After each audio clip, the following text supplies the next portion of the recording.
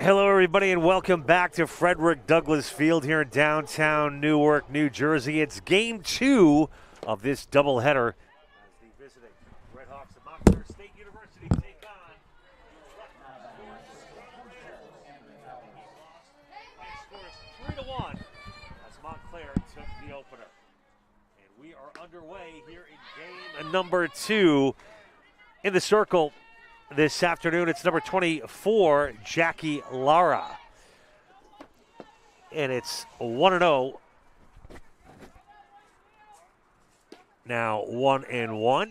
You get to see that aforementioned flamethrower That's brought right. up in game 1. Coach Seamster singing the praises of her game 2 pitcher. As bringing the heat. As we're seeing it early here, as number 12,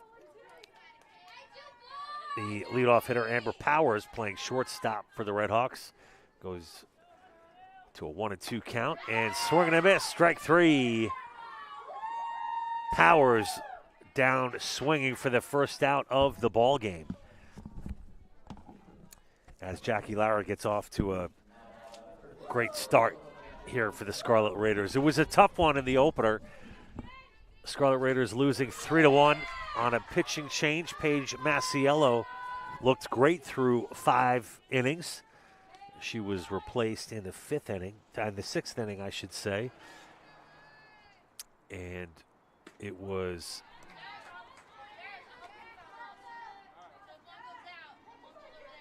Not only the pitching change, the fact that the Scarlet Raiders also left 9 batters on the bags. Absolutely. I'm not going to put it all on Emily. It was Emily Bardis that came in. Incorrect. It was Masha Corbett. Oh, it was Masha Corbett. Short-term memory, a little shot this afternoon.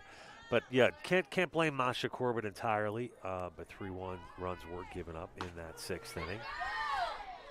And again, it's in the 7th inning, and then Paige came back in to shut things down. Rutgers made it interesting. Rutgers-Newark made it interesting, but there's just forces we don't understand as standbyers here. We're not coaches of softball. Exactly. We do not know the ins and outs. Yeah, I mean, who knows? We're just observers of the game. Exactly. But Paige came in, pitched phenomenal, and it was a multitude of things. I mean, clean game on both sides. As you said, a lot of runners left on base. Certainly didn't help.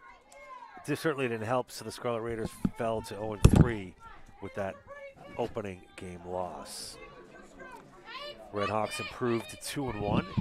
All NJAC conference games this season, a 19-game abbreviated season, which will lead ultimately to the NJAC conference tournament. And that's roped down the right field line, foul. Kayla almost taking out our speakers over there with that line drive foul. Exactly.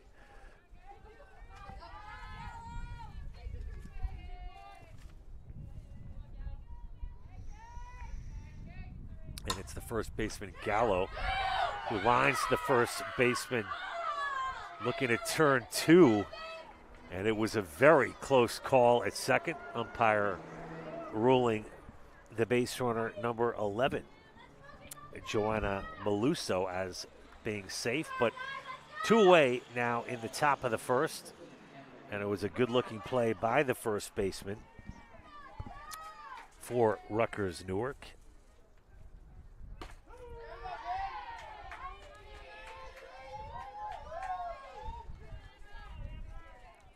Jackie Lara off to a hot start here. Just 1 walk. A strikeout. That's going to be low ball and 1. The out at first. And it's the third baseman, Reed. As Lara deals. Not as big Ball as the 2 strike called. zone as the first umpire we had in game 1. A little different. Allowed some of those outside corners, a little further outside to hit. This one, not so much. Ooh, that was a perfect pitch and a rope in a center field. As coming through with an RBI single is Amber Reed, who's batting cleanup today, playing second base, and she's off to a hot start as the Redhawks take the early 1-0 lead on the RBI single by Amber Reed.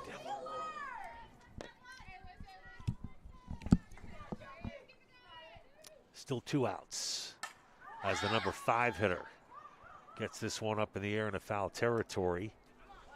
This is Alyssa Borizin.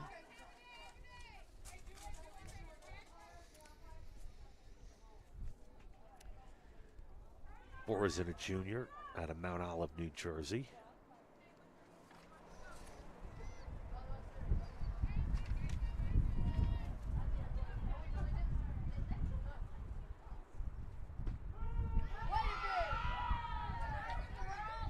And it's strike one with 2 outs here in the top of the first. You know what the thing is with a fast pitcher, if you Strike make contact, that ball's going to come off just as hot. Absolutely. So.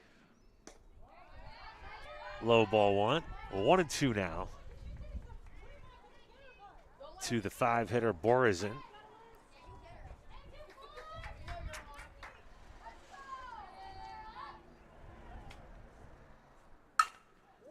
And that's another base hit right up the middle. Reed will take second. Borizin with the single. Jackie Lara almost lost her leg there. And that was right up the middle.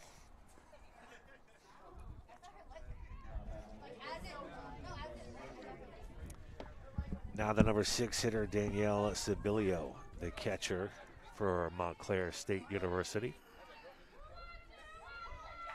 Montclair seemingly has already caught up to Jackie Lara's speed here with 2 hits in the first inning. As Sibilio standing way out in front of the batter's box with the speed of Jackie Lara, I think you'd want to sit back a little bit, but needless to say, that's Sibilio's stance in the top of the batter's box. As Lara deals, that's going to be low. It's going to get away from the catcher, and the runners will advance. Not being able to handle that pitch was the catcher, Megan Tomaselli. Can't really falter on that. Might be scored a wild pitch. Wild pitch, yep. So runners advance now on second and third as coach. Early meeting here by head coach Kate Seamster. Help her settle her starting pitcher here, Jackie Lara. Yeah, Lara's getting knocked around here a little bit in the first inning, and sometimes you often see that. Might take an inning for a starting pitcher to settle down a little bit. Often you see pitchers might get knocked around for a couple of hits or even a run or two, and then pitch lights out the rest of the way. We'll see what happens here as the home plate umpire breaks up the meeting between coach and player. You know, in these early meetings, I'm sure Kate's out there just letting Jackie know, just calm down. You know what you're doing. You've done this before. Just settle in and do what you know how to do. Absolutely, and I think it was the right move by coach to step in there. Down a run early. Jackie's confidence might be shaken just a little bit as the threat here continues for the Redhawks. And that pitch going to be called a ball on the inside. Count now 2-1. 2 outs here in the top of the first. Sibilio is going to take ball 3. 3-1. Can't fault you on that there, John. Scoreboard operators a little bit slow on updating the count. And drawing the walk on a called ball 4 is Sibilio, the catcher for the Redhawks, as she trots down to first. Base is now loaded for the number 8 hitter, Kayla Cosentino. Kayla, a freshman out of White House Station, New Jersey. New Jersey. That's right. Tongue twister there. That's right. I don't know, Freudian slip maybe. I want to get out of here early. I don't know what that meant. But I'm enjoying every moment of this day. Beautiful day here today, Tom. And I know we don't have many fans allowed. I think it's 2 parents per player, right? Correct. So no friends or extended family, which is too bad. But for those of you who were able to make it out here today, I'm sure you're enjoying it just as much as we are. Beautiful weather. Bases loaded now for the Redhawks. And that's going to be a pitch outside. A 1-1. You know, that New Jersey slip you just had, as a Panthers fan, they just newly acquired Sam Darnold. They also acquired the tight end Dan Arnold. So imagine having to say Sam Darnold to Dan Arnold real quick on the air and not messing that one up. What made you think of that? You said something about the what? The New Jersey, when you said New Jersey. Jersey. Oh, New Jersey. New Jersey. That's right. Well, that's an interesting combination right there. The way Sam Darnold's looked the last couple of years, though, well, let's just hope he can make a completion. Oh, a little parting shot. But this one's going to end it as the fly ball is fielded by the shortstop for Rutgers Newark. And that was Jackie Arute putting away the final out.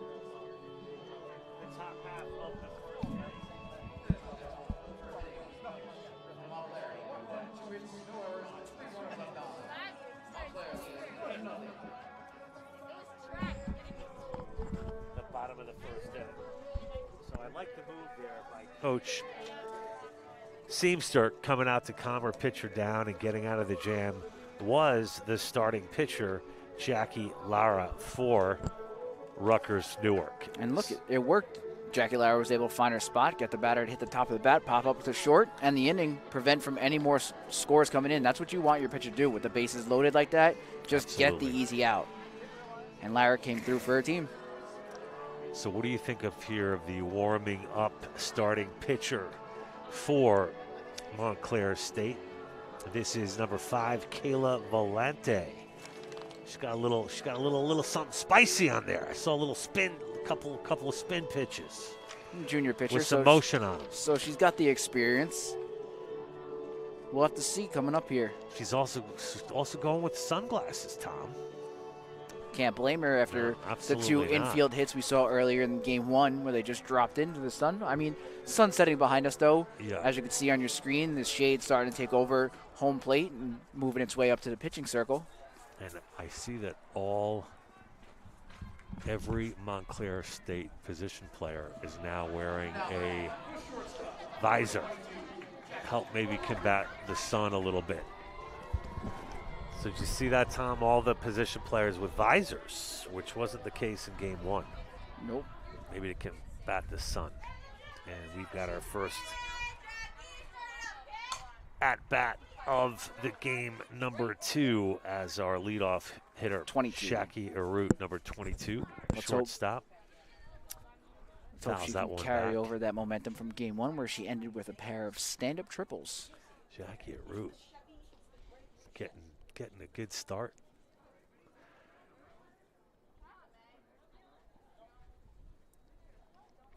To her home opener. Assistant coach from Rutgers Newark side, making sure she stays within the dugout. Oh, is that what that was? Okay. Home plate umpire taking control early. Setting the groundwork. And Arute, it's going to be in foul territory. That's going to be just out of the reach of both the catcher and the first baseman for the Redhawks. Paid off there. That just came up short like that. Otherwise, could have been an out. Not something you wanted from your leadoff batter, especially one that's coming in as hot as Jackie Lara. Jackie Arute. Count now 0-2.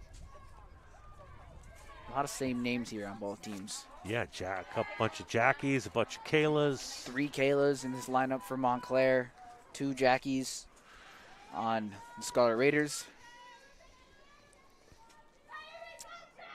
But all individual in their own right, for sure. Ooh, hit batsman on that one. Jackie Lara did not look pleased as she turned her back. Like Benito Santiago against Tino Martinez. Infamous brawl back in the Bronx. Dating myself with that one. But Jackie Lara toughs it out, makes her way to first. And it's Mia Lopez. So is this right here?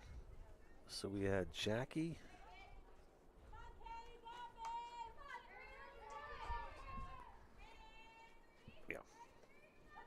Jackie, that's right. So Jackie Arute on first. Mia Lopez now the batter. Mia scoring away to bunt. Sacrifice. She'll pull it back, but it will be a called strike. Therefore, bat's free now. Gonna have to swing away. That's right. Getting a little chilly out here now. It John is, might as have the to put sun goes down. my quarter zip on. I'm telling you. I think I did bring another jacket just in case. As we are outside, located right behind the batter's box, protected by the cage. And that's going to be strike 3. Foul tip was caught by the catcher for Montclair State. It's Danielle Sibilio. Nice job by Danielle. Now batting, the pitcher, number 24, Jackie Lara. So it's 1-0, 1 out here in the bottom of the first as Jackie Lara, the pitcher. See if she can help her own cause here. In the circle, and the number 3 batter. Good all-around athlete, Jackie Lara.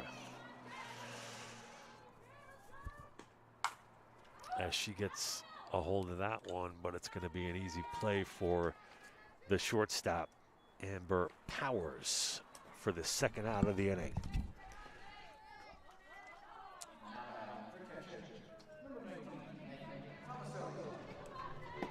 As the catcher and cleanup hitter, Megan Tomaselli, steps into the box. You know, as we said last game, Tomaselli has the power to put it over the wall, and she almost did at the end of the game, but came up just a few feet short.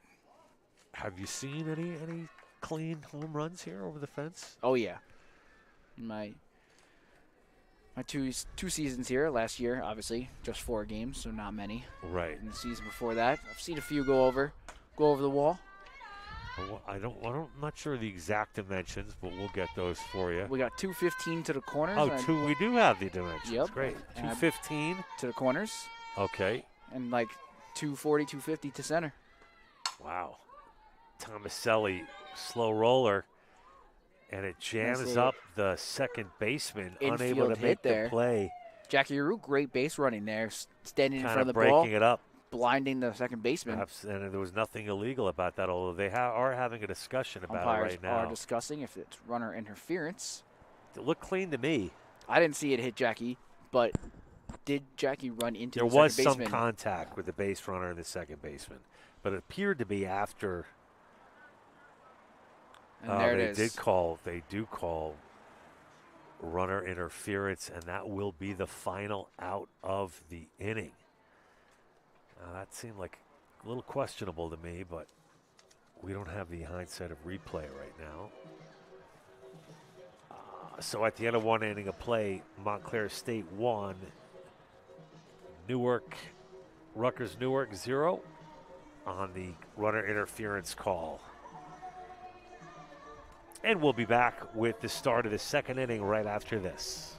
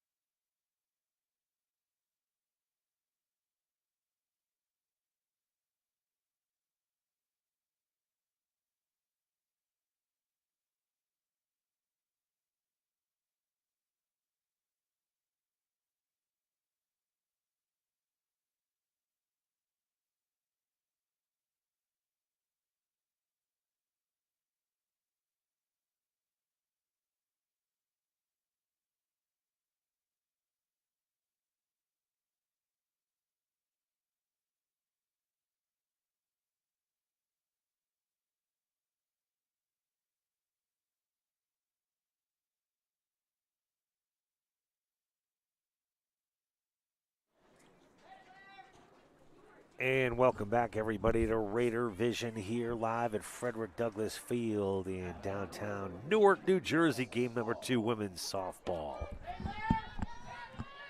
Stepping into the box now for the visiting Redhawks of Montclair State University. It is number 3, Alexis Law.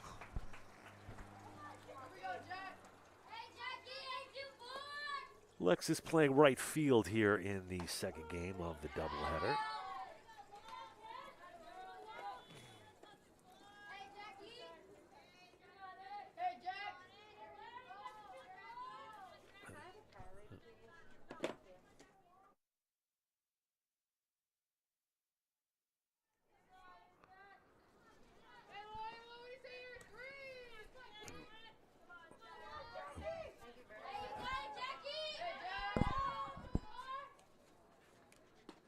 Three balls, 1 strike.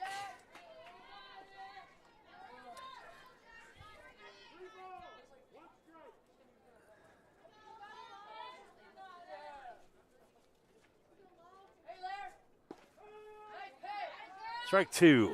Count is now full.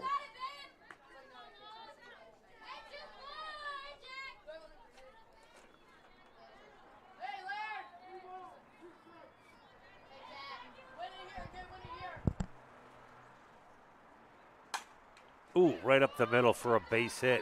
I might have caught a piece of Lara's leg there, right leg as she walks it off. Kind of nicked, looked like it might have nicked the side of her knee. Base hit for Alexis Law, who's playing right field. Now batting, it's Annalisa DiLorenzio, the center fielder.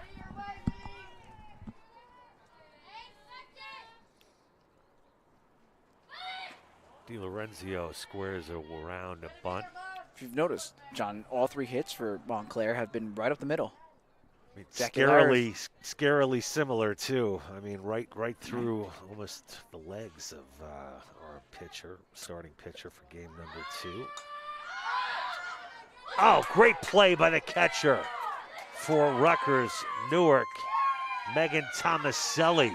Makes you wonder if Jackie Lara was a good dodgeball player growing up, dodging all these balls right at her. I'll tell you what, Tomaselli didn't even have time to rip the helmet off as she made the diving play to secure out number 1. Tomaselli, very limber behind the plate.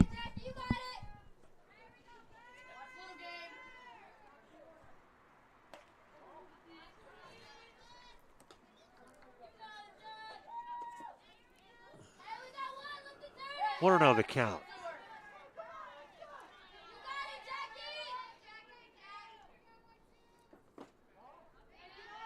And the leadoff hitter, Powers, takes ball 2, 2-0. Alexis Law on first for the Redhawks. 3-0.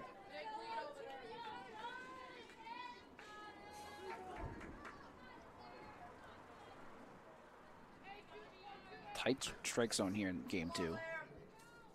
Very. That's going to be outside for call ball 4. As runners now at first and second.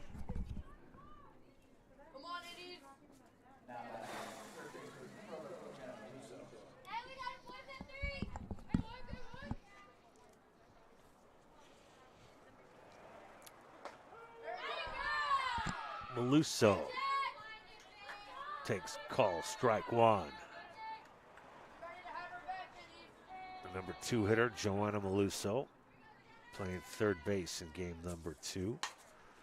It's a slow roller to the shortstop.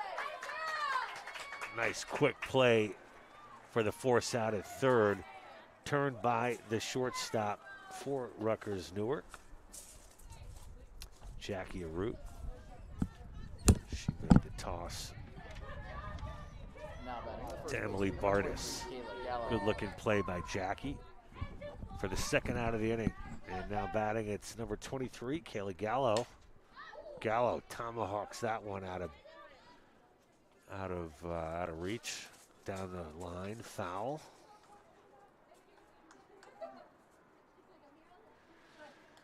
0-1. A runner on second and a runner on first for Montclair State. Close to the same spot for strike number 2. Another foul ball.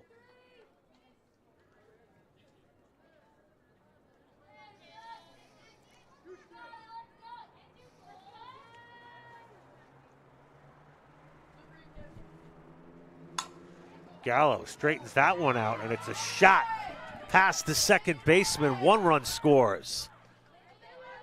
Credit the RBI single.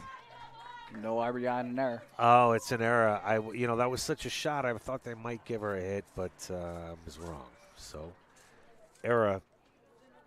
Run scores, needless to say, on the shot by Kayla Gallo, and it was fumbled by the second baseman, Masha Corbett. So it's now 2-0 with 2 out here in the top of the second. Looked low, but called the strike.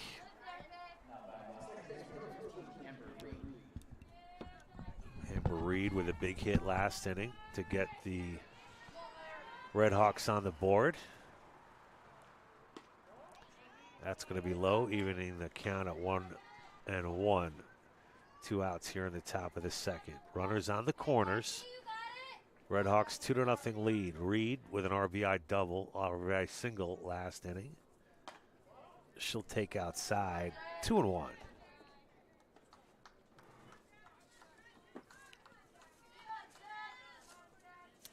Amber Reed is from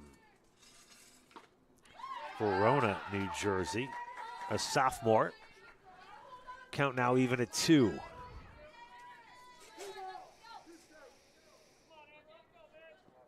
Batted cleanup today for the Redhawks. Triple deuces. Called strike 3. And stopping the bleeding on that is Jackie Lara with a huge strikeout. Sending Reed packing, but 1 run scored, 2-0. We'll be back with the bottom of the second right after this.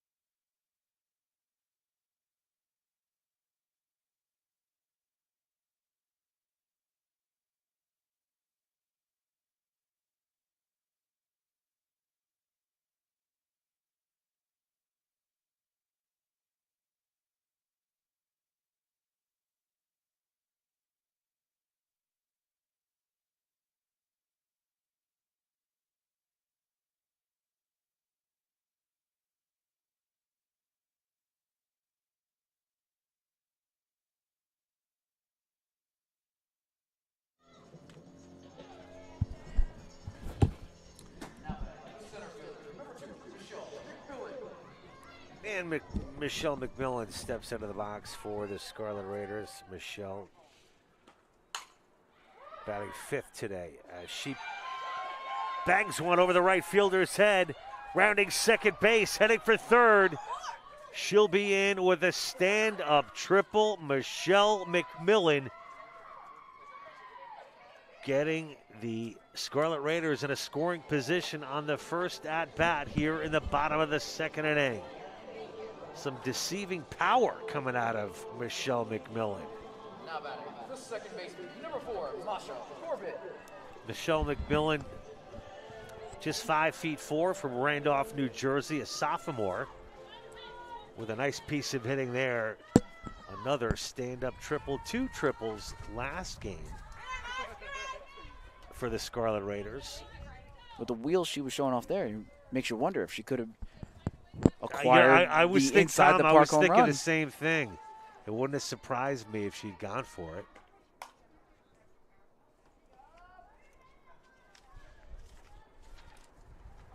would have been a difficult throw to make as the right fielder was just picking I'm up right the ball. with you. I was thinking the same thing as Masha McMillan Corbett. was almost at third already. Masha Corbett now 1-1 the count.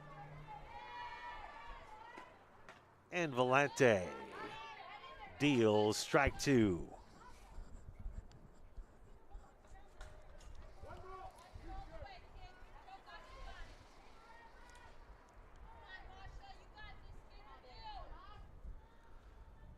Corbett way at the top of the batter's box, and she gets hit by a pitch. Can't get out of the way of that one, as it's high and tight inside. And Corbett will take her base, as runners now at the corners for the Scarlet Raiders. Still no outs,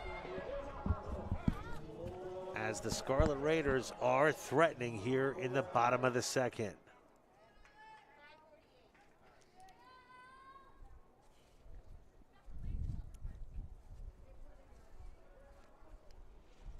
Protest here by Montclair's head coach. What's Checking that to see over? if she swung before she got hit, or if the ball hit the bat, the edge of the bat, Yeah, which would make it a foul ball.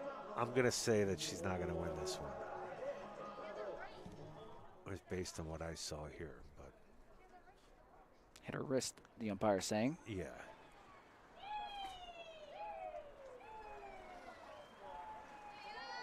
Perhaps a little bit of gamesmanship to settle down this momentum.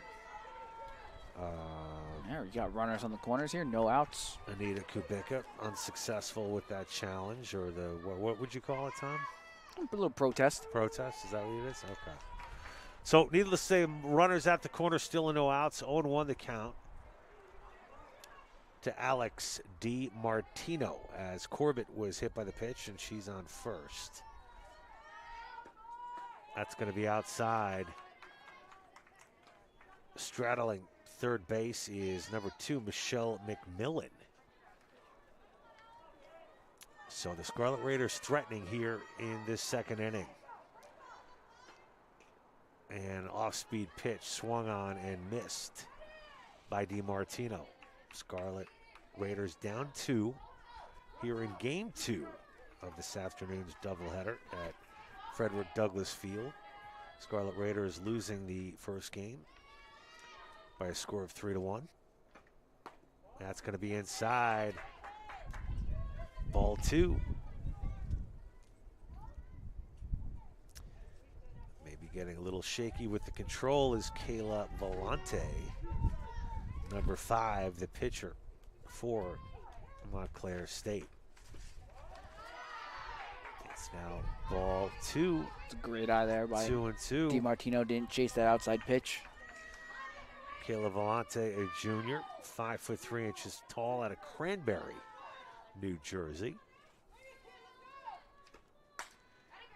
Volante back on track with that, but it's going to be fouled off behind us. Count now 3-2.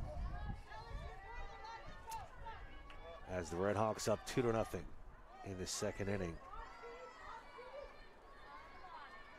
And DiMartino is going to get called for a strike 3. She did go all the way around on that one for out number 2. DiMartino got tricked on that pitch. She went to the golfing range, the driving range with that swing. Yeah, it was a tough pitch, though. And it kind of choked her out. It handcuffed her just a little bit. Now batting the right fielder, number 27, Patty Fretch Reyes. Patty Fretch Reyes, the first baseman, will give it a shot.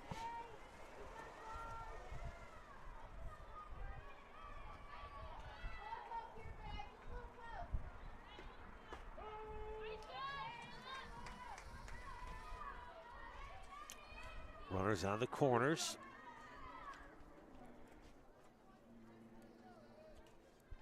Oh, 2 for Patty. Going to be outside.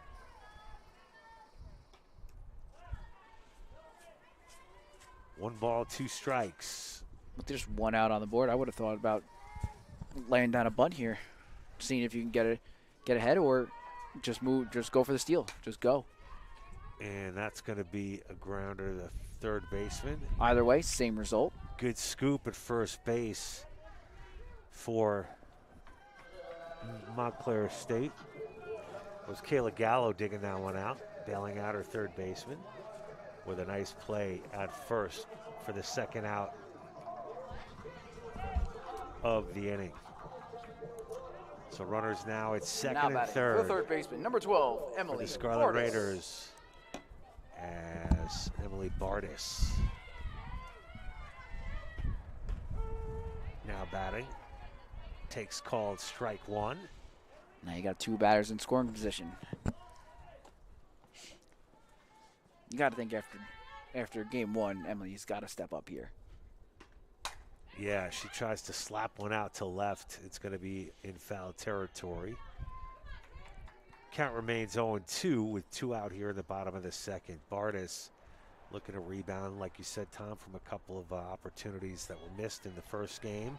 If I'm Bardis, I'm looking at the field right now. They're all shifted to the left. If you pull this one, it's easily going to be a double or triple and clear the bases for you. Bardis does try to go the other way. It's going to be handled and thrown out at first is Emily Bardis for the final out of the second inning, leaving 2 runners on board as the score remains 2-0 Montclair State here at Frederick Douglass Field. We'll be back with third inning action right after this.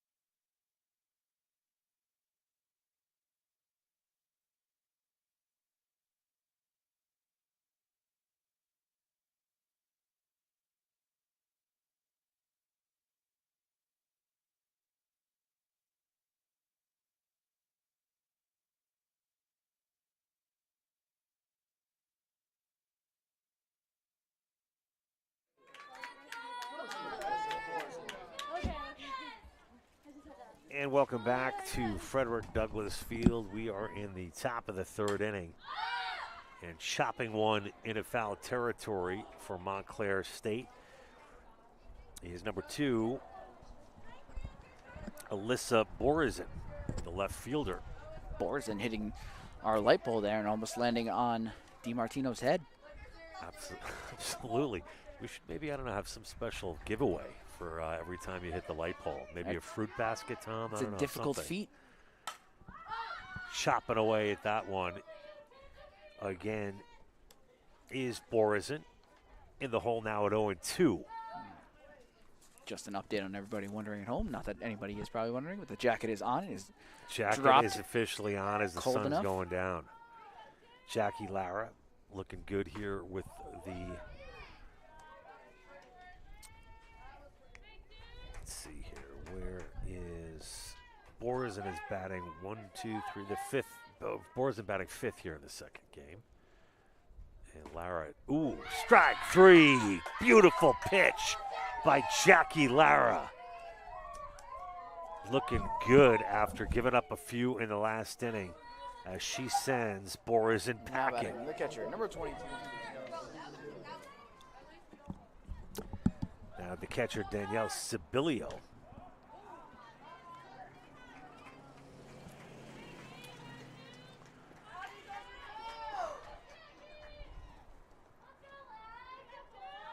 Two to nothing here in inning number 3. Another off-speed, tricky pitch. As Sibilio looked frozen on that one. Jackie It's Lara really 1-1. settling in here now, it seems. Looks much better than she did last inning. That's going to be called ball 2. 2-1.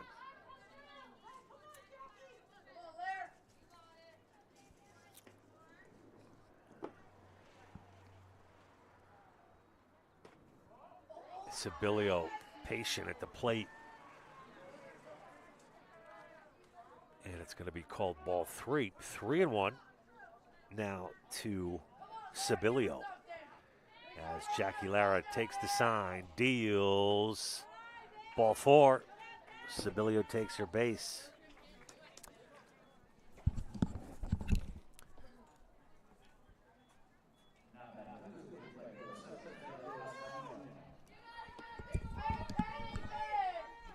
So the designated player, number 7, Kayla Cosentino, will face Jackie Lara. Lara looking at turn 2 here.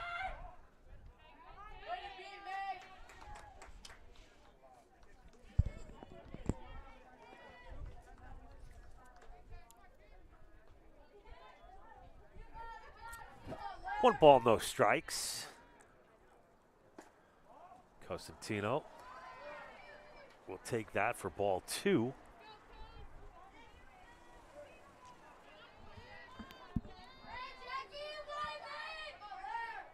Right side of the field, really getting that direct sunlight right into their eyes right now. High, ball 3. Almost eye level with all the players. Yeah, I would say this has got to be the worst time of day for the sun. Yep. I mean, as it's low and probably at its most blinding. I know that from, driving. If you're a batter, you gotta maybe try and take advantage of it if you can. And that's a called strike 3. Strike 1, John. I'm sorry. Strike 1, 3-1.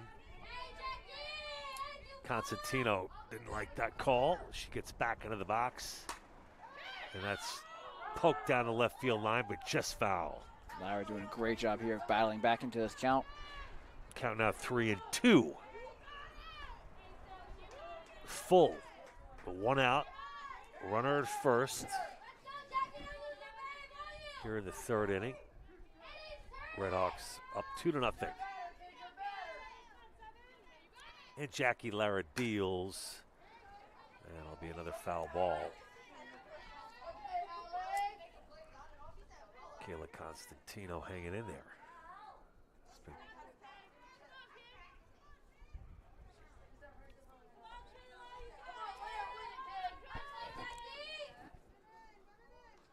And that's going to hit Constantino. She'll take her base.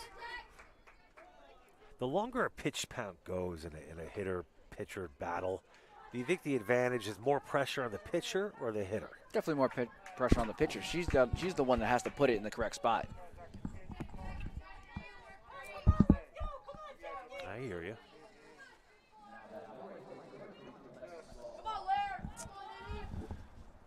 So still 2 outs. Runners now on 1st and 2nd for Montclair State University. Because if the batter's got a good eye, they could just sit there and just wait for their correct pitch. They know we're in the 3rd inning now. We know what the strike zone is looking like. Right.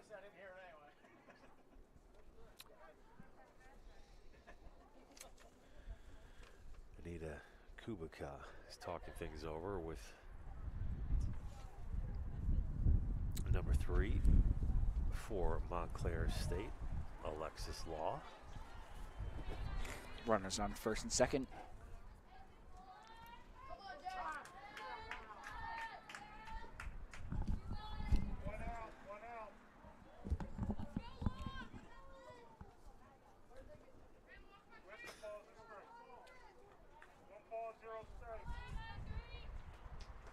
Who's doing the scoreboard over there? A little scoreboard technicalities, but we're back in business. As that's going to be a called strike. Counts 1-1 now.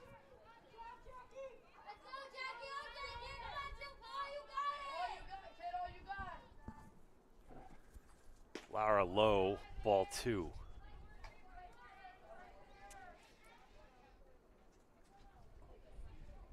Just one out here in inning number 3.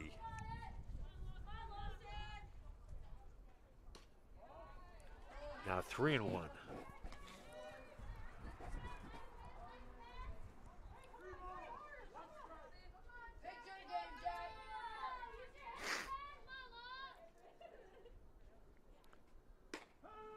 Strike 2. Gorgeous pitch by Jackie Lara. Jackie's really hitting the bottom of the strike zone during this at bat. I've seen all of her pitches go low. Trying to get that grounder. And gets it. And she's going to tag out the runner. Did the shortstop for Rutgers Newark. On the heads-up play, that was Jackie Arute for out number 2.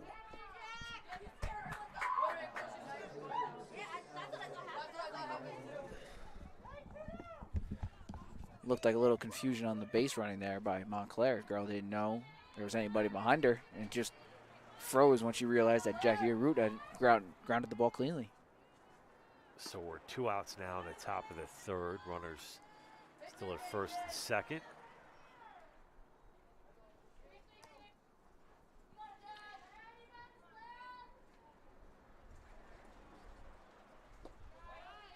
And DiLorenzio takes for ball 1. 1-1 the count, 2 outs. Can't say enough about the job done behind the plate by the catcher, Tomaselli. She's had a lot of work out there today. No rest for Megan. She's done an outstanding job. She even had that put out, that foul catch she had. And a lefty as well. Just thought I'd make a note of that.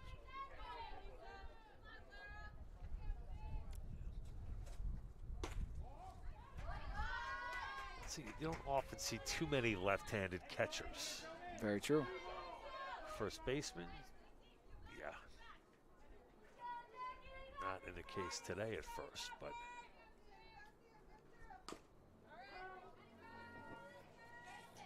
Tomaselli will pick up that foul ball, get it back to Jackie Lara.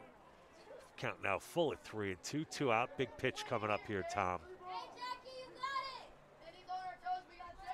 Definitely 2 outs, full count. Runners on first and second. Let's see what DiLorenzio can do here for the Redhawks. Not much. Got her. Big pitch by Jackie Lara to end the inning. Catches DiLorenzio sleeping. Froze her for the out number 3 to preserve this leaking. 2-0. Montclair State with the lead as we head into the bottom half of the 3rd inning on a big strikeout by Jackie Lara. We'll be right back after this.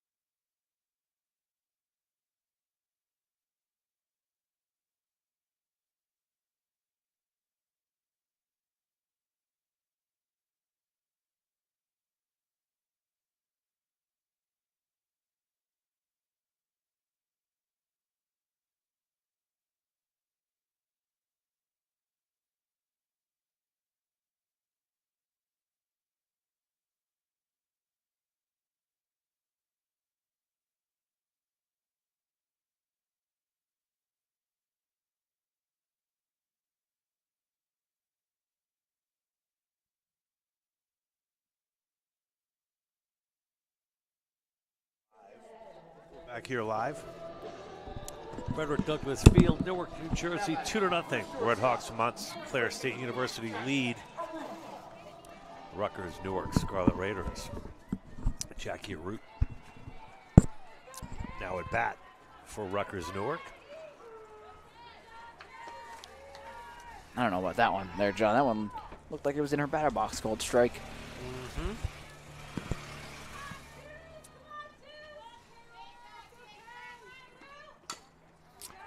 And that's going to be a slow grounder to the pitcher. And fielding it for the easy put away was Kayla Valente, the pitcher for the Redhawks.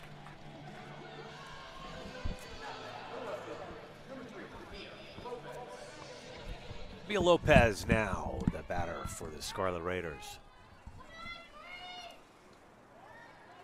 Going to be low and outside.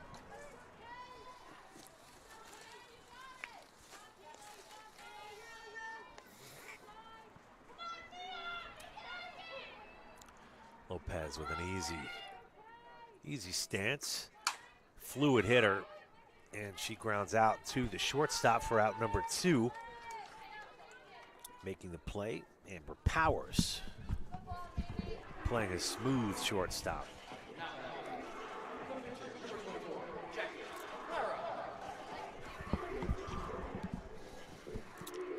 The pitcher now, Jackie Lara, in the box for the Scarlet Raiders. Just 2 hits here for the Scarlet Raiders. They really got to get their bats going. They have struggled offensively, at least this day.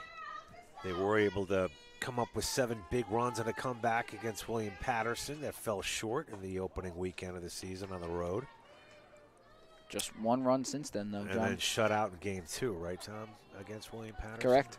So trying to generate some offense here today, and it's been difficult, especially here in game number 2. You could definitely tell the girls missed out on their spring training trip. When they go down to Florida, they get 10 games in. That's right. That normally acts as a preseason of sorts for the team, and they come back and they've had a few games under their belt. Coach Seamster was mentioning that trip not happening this year due to COVID, as grounding out for the final out of the inning was the pitcher, Jackie Lara. No rest for the weary, Jackie, to get right back out there as we are about to start the 4th inning. Montclair State 2, Rutgers Newark nothing.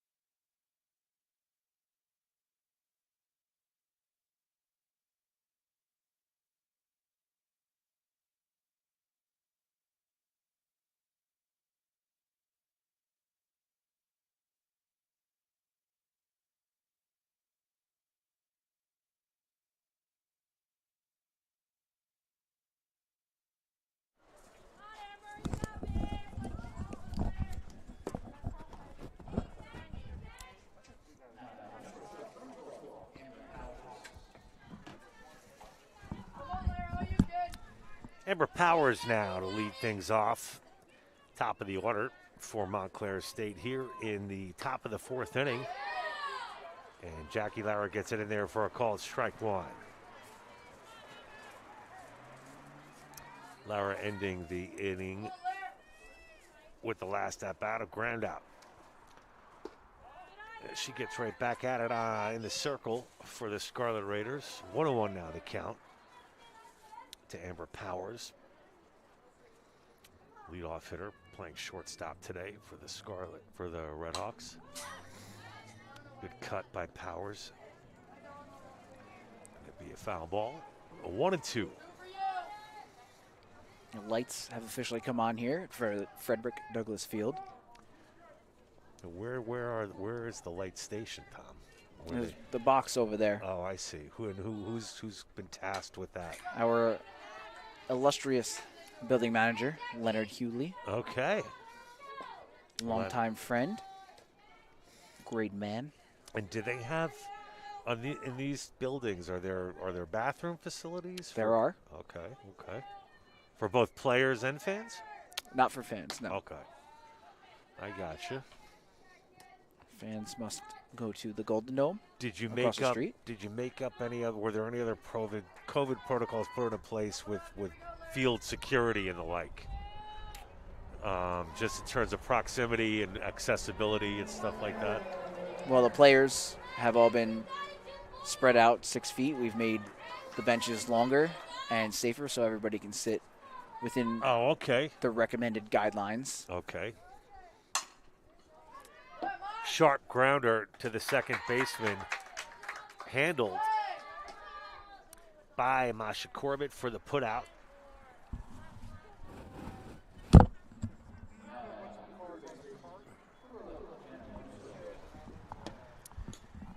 And Joanna Maluso, the third baseman,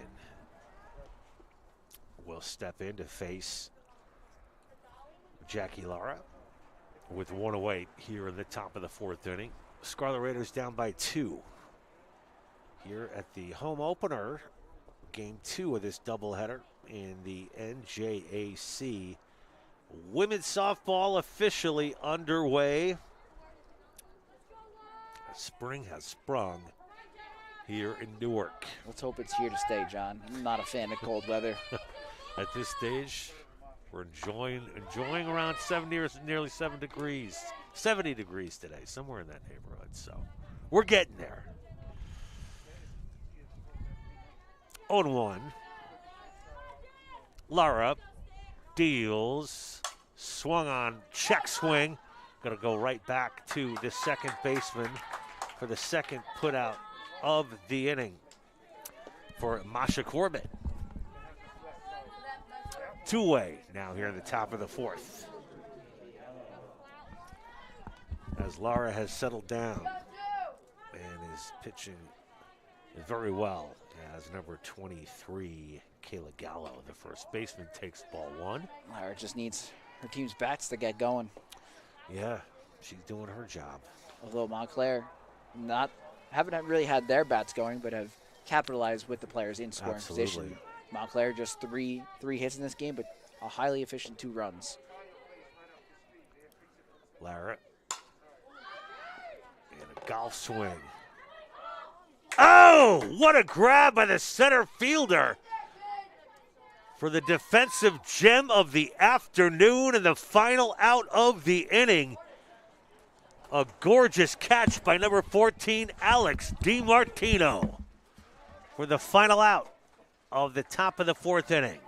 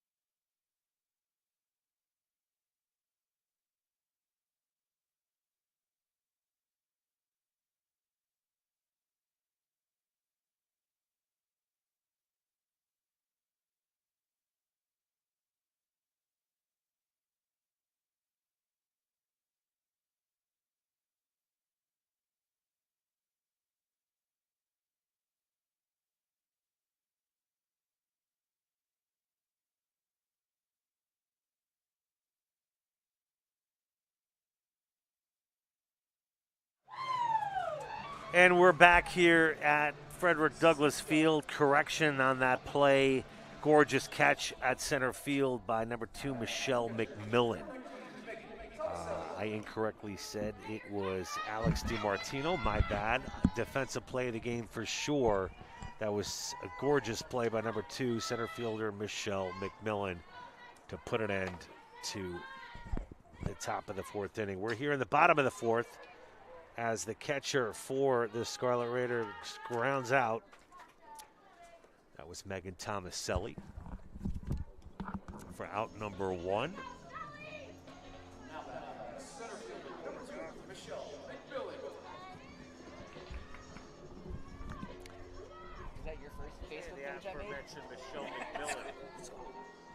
And the aforementioned Michelle McMillan now at bat for the Scarlet Raiders. Gorgeous play by Michelle in center field. It's definitely had to instill some confidence in here. Let's see if it transfers over to the bat.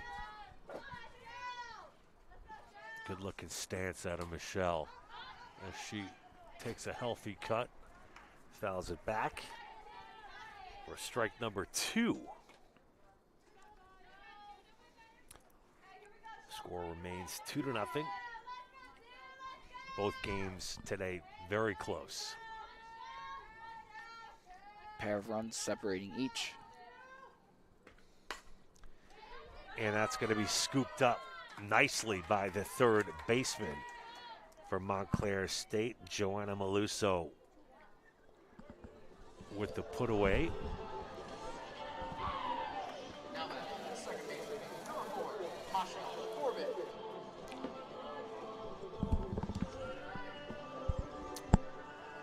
And the second baseman, Masha Corbett, will take her turn for the Scarlet Raiders. Masha's the number 6 hitter.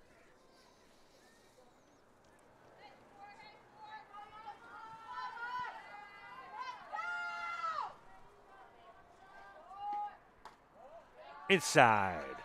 Ball 2. Good eye by Masha.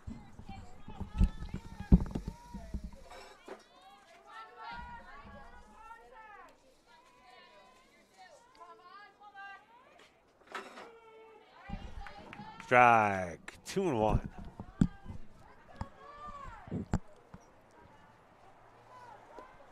Kayla Valenti.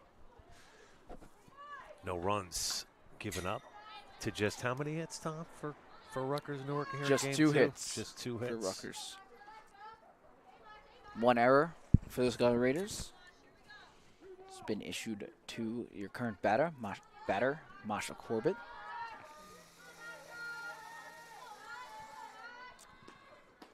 That's going to be a good eye by Corbett. Full count. Base is empty. Full count from Masha Corbett. She'll take ball 4. As the Scarlet Raiders have a runner on board with 2 outs here in the bottom of the 4th. First baseman, number 14, Alex DiMartino.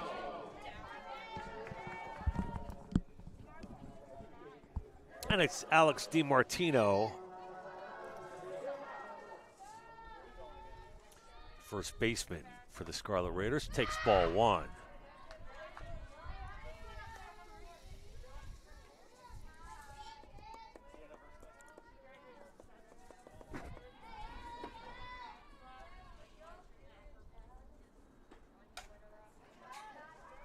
Fouls it back.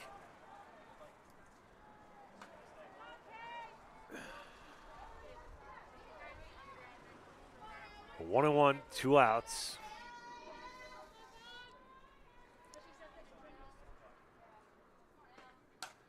DiMartino pops it up to the shortstop and making the easy catch for the Montclair State University Redhawks is Joanna Amber Powers. Was that Amber Powers making all 3 outs that inning? I was just trying to figure that out. I think that was Powers' third out, put out of the inning for the Redhawks. So at the end of 4 innings of play, it remains 2-0 Montclair State University as we will start the top of the 5th right after this.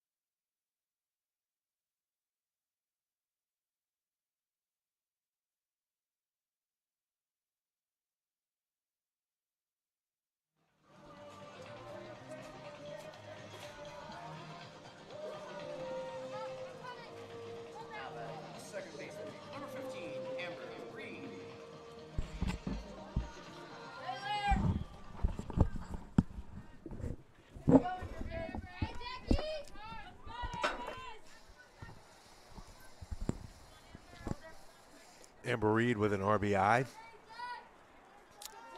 earlier in this game, RBI single. She's now the batter for the Red Hawks.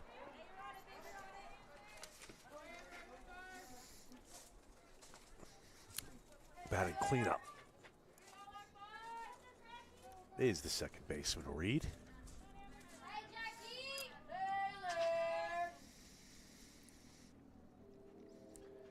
Reed's got a very open stance with that front foot way out in front, sort of a staggered stance. Tries to open up the body a little bit more, would be my best guess. She also got that spread handle on the bat. Mm-hmm.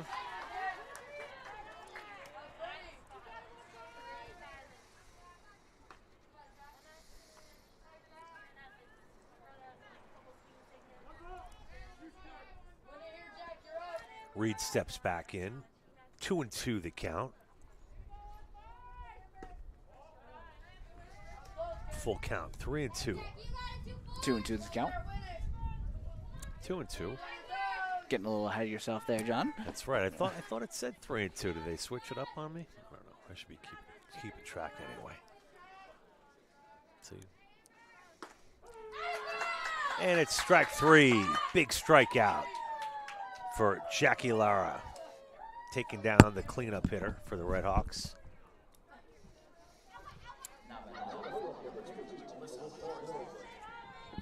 The left fielder, Alyssa Borizin, facing Lara now. Low, ball 1.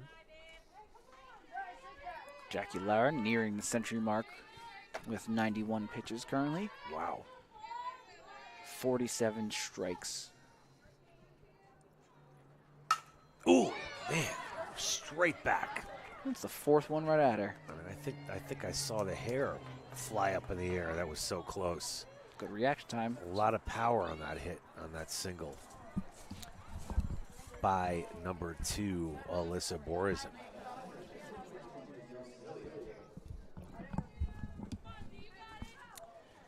Danielle Sibilio, the catcher, with 1 out. Man on first. And stealing, getting in there, it's safe. So Borizin stealing second base on the play as Sibilio stays at 1-1 or 1-0. 1-0 is the count. 1-0.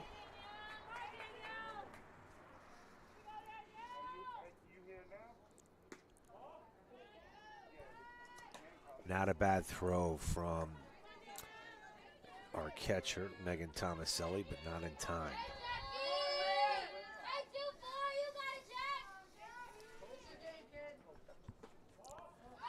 And not Tomaselli fumbled that pass ball pitch a little bit. Kept it in front of her, but heads up base running by number 2 from Montclair State University. Borizin has now stolen 2 bases here in the 5th inning. Advancing to third. And getting into the strike column, 3-1 now, is Jackie Lara.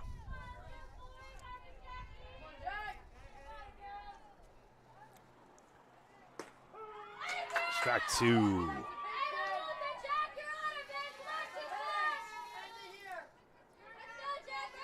3-2 now. Full count. Red Hawks with a runner on third. Here's the pitch. Fouled off. Count stays full.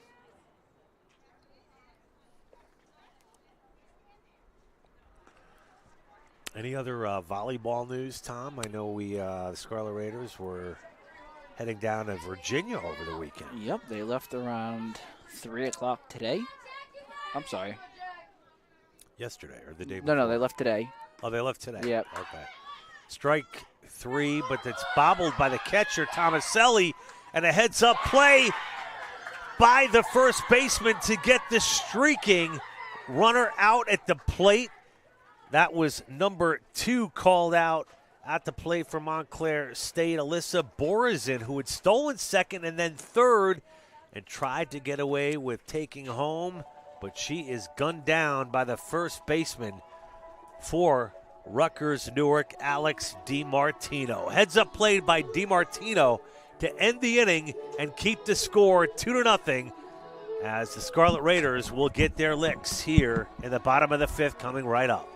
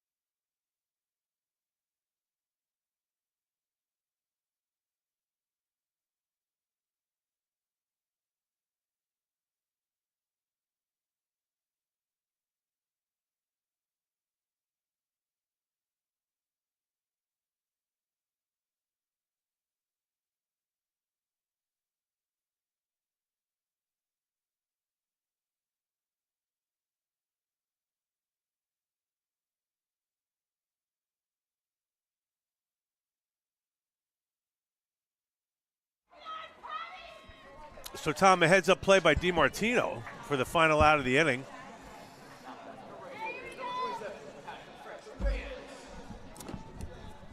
Yeah, absolutely. That's a great job by the freshman over at first base, DiMartino, being aware of the runner coming home and making an absolute perfect throw where Tomaselli was able to apply the tag.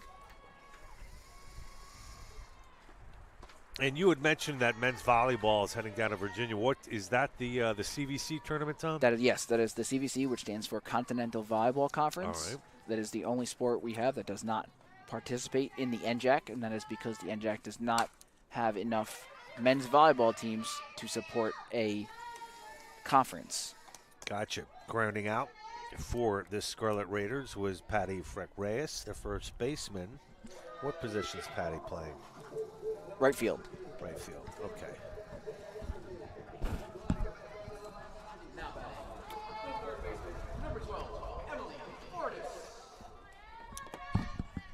So volleyball is going down to Virginia, Southern Virginia University to be exact. It's going to be outside, ball one. Take part in the CVC semifinal round after they took down Randolph-Macon in straight sets here on Saturday in the quarterfinals. Randolph-Macon was a very tall, athletic team. I was very impressed. The 4 versus 5 seed in the CVC in the opening round, but still an impressive 3-set to nothing victory for the men's volleyball team. So we wish them good luck tomorrow in the second round of the CVC tournament. They're going to need to win the whole thing in order to get an outright bid in the Division III championship. But first things first, it's 2-0 here in the bottom of the fifth inning at Frederick Douglass Field. Women's volleyball action. Softball action, John. I'm sorry, softball. Just talking about volleyball. Get it together, John.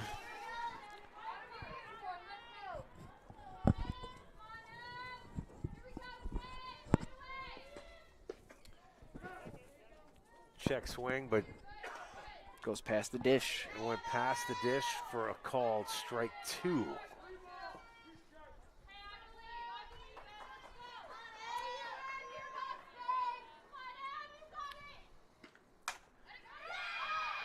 That's going to drop in for a base hit.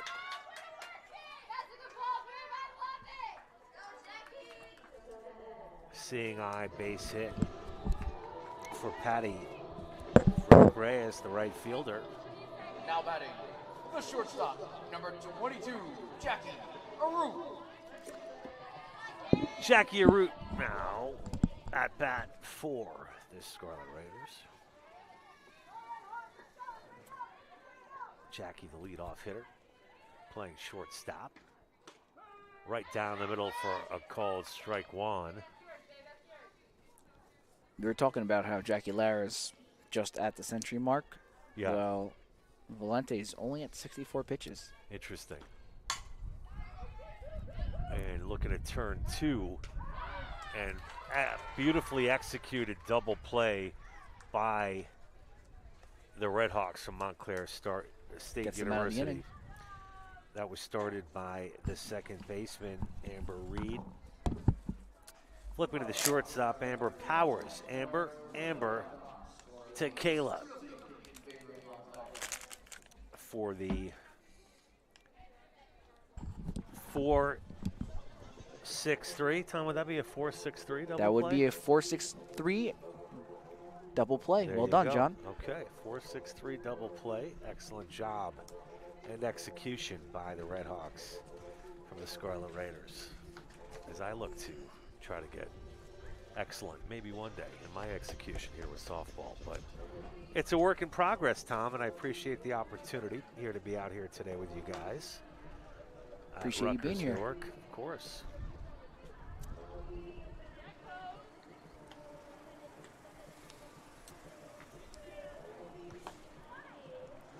So it's 2-0 as we enter the bottom of the 6th inning.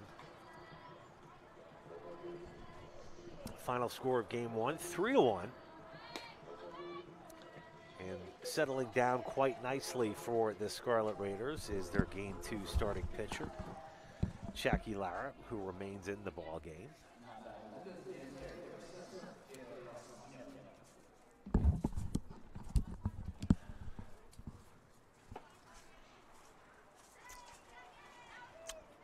Tom, is it common for the head coach to coach third base as well in Yes, game?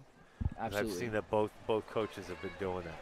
Yep. Obviously, the more important of the base coaches, well, I guess could argue it's third base. Absolutely.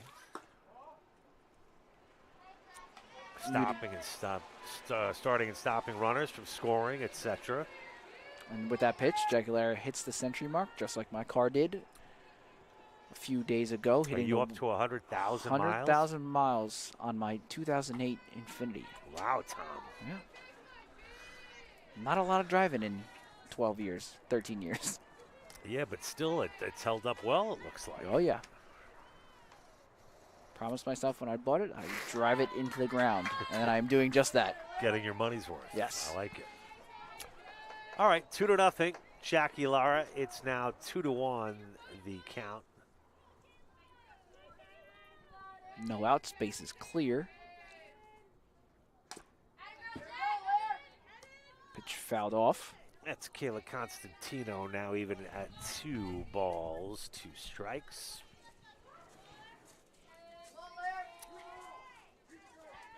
Constantino, the designated player, left-handed batter. Ooh. Called strike 3. Kayla sent packing for the first out of the inning.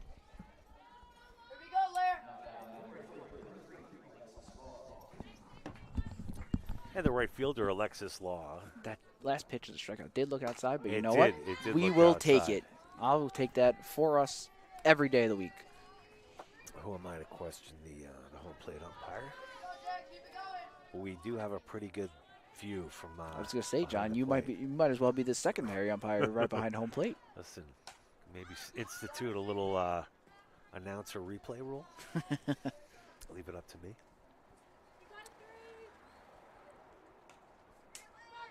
So it's Alexis Law at 0-2, down early. In the hole with 1 out. Jackie Lara deals, and it's popped up, keeping herself alive is Alexis Law. Count remains 0-2. Jackie Lara always seems to have a smile on her face, Tom. Yes. Win or lose, always trying to Very find the positive. positives. Yeah, I like that. Ooh, high and tight. Jackie maybe trying to push her off the plate, wasting a pitch Yeah, there. absolutely. On an 0-2 count, you try and get the batter to reach. Just letting Alexis Law know I'm here. And a called strike 3, painting the corner is Jackie Lara for a second strikeout of the inning. With softball, you have the unique ability to start low and come high, whereas in baseball, you start high, come low. That's so right. those higher pitches, you see more of them in softball because the ball's coming from low to high, and that allows you to Right, low to high, high nice to little low. riser pitch. That's an interesting point. It's kind of the opposite in baseball. So 2 outs now as head coach for the Redhawks from Montclair State University. Anita Kubicka makes a change, as number 13 will now be batting for Montclair State.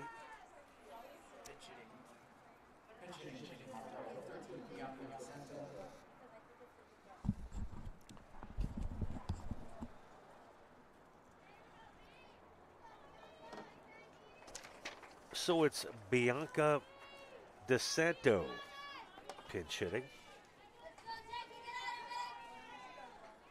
She comes in with 2 outs, nobody on, here in the top of the 6th.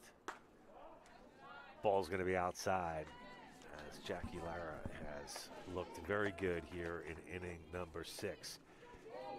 2 strikeouts so far, as DeSanto is 1-0 on the count, now 1-1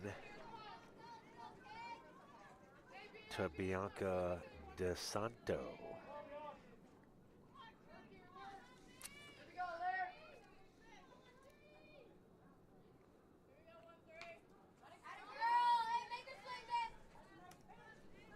Keeping himself alive, fouled off is Bianca DeSanto. Inside pitch right at the wrist. The swing hit off the edge of the bat, but also seemed to hit the batter's finger. Ouch. As the trainer comes out for Rutgers Newark. Head athletic trainer Brian Fanning doing what he does best, one of the best in the business. Brian typically work both sides, Tom, for home games? Yes, he will take care of both teams. As normally, Is that normally that's normal how at the it Division goes? III level. The home team supplies the athletic trainer. I gotcha. Right. Okay. That makes sense. Normally, he'll travel with the teams, or Rachel will travel with the teams when it comes to NCAA's or. And who's Rachel? Rachel is the assistant athletic trainer. Okay. What's Rachel's last name? Yanosh. Rachel. And what's this gentleman's name? This is Brian Fanning. Brian. Yeah, Brian. I've seen Brian around. Hard-working guy. I don't know Rachel as well, I don't think. But Brian's got his hands full. Brings a lot of his gear and sets up and gets people taped up. Ice, liquids. He keeps everybody taped together, able to play. That's right. Whatever it takes to get him out there. Going his trusty tool belt here, seeing what is needed to keep Bianca on the field. Yeah, it looks like, I don't know, she might have clipped a fingernail, which can be really painful. Fingernail or hit the knuckle, broke some skin along the knuckle. That hurts, especially as it's getting a little cooler here. Yes. Stinks. Let me tell you something. As a former soccer player, getting hit with any type of ball in the cold is miserable. Yeah, I mean, I can't, let alone like a 100-mile-an-hour fastball, in baseball. Or that's not to say it's not equally as painful in softball.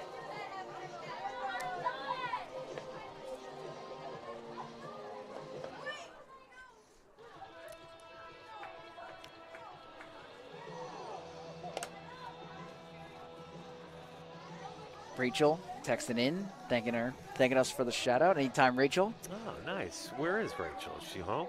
She is home today. She will be joining us on Thursday for the baseball doubleheader. Do I know Rachel, Tom? I believe you've seen her in passing. Okay, all right. Rachel, say hello next time, will you? I gotta get to know everybody. Also, an incredible athletic trainer here. All right.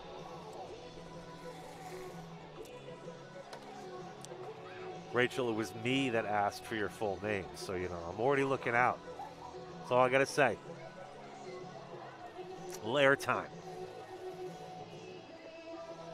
But all kidding aside, I mean, all you guys, Tom, especially for the setup here today, it's not easy. Lots of moving parts from the technical side with the cameras and from the athletic training side to the players side and the equipment and all the personnel it takes to put this show together. Credit to you and Mark Griffin for your unending amount of patience and hard work We're in here all sports. just trying to give the student athletes the best possible experience they can possibly have. Well, it's fun to be a part of it, and I watch sometimes in awe as DeSanto, after that long layoff, strikes out on the first pitch back from the injury timeout. And a great job by Jackie Lara, who strikes out the side here in the 6th inning. We'll be back in the bottom of the 6th. Score is 2-1 Montclair State right after this.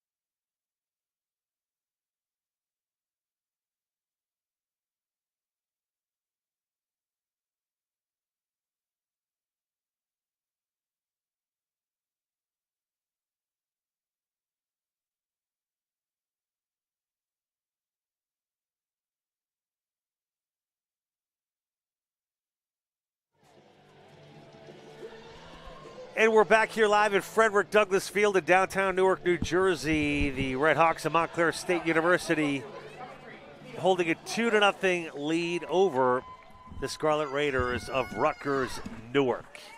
And leading things off here in the bottom of the 6th inning, swinging at the first pitch is Mia Lopez, a slow grounder, and it's played by the second baseman for the Red Hawks with the easy put away.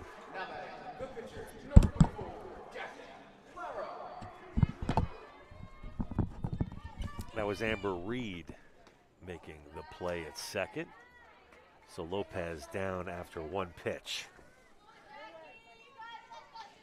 And the Scarlet Raiders are starting to run out of time, Tom. It's getting late quick, as they say. So up to this point, Tom, any thoughts on sort of the lack of offense? I mean, I guess, it is what it is.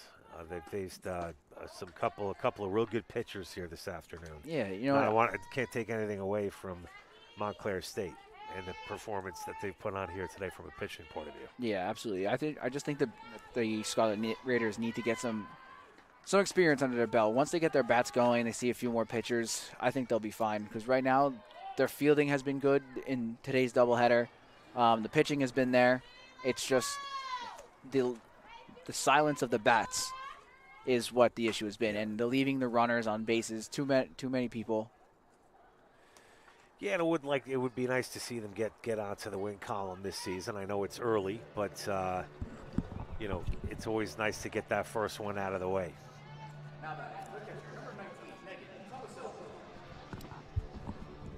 Megan Tomaselli now batting for the Scarlet Raiders. She's been solid behind the plate all day, catching Jackie Lara in game number 2.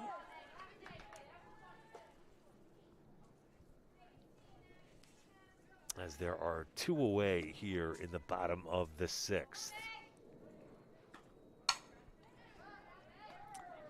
that's the third out of the inning. Tomaselli pops out to the shortstop, Amber Powers, and the Scarlet Raiders are down to their final 3 outs as the Red Hawks will come to bat here in the top of the 7th inning, 2-0.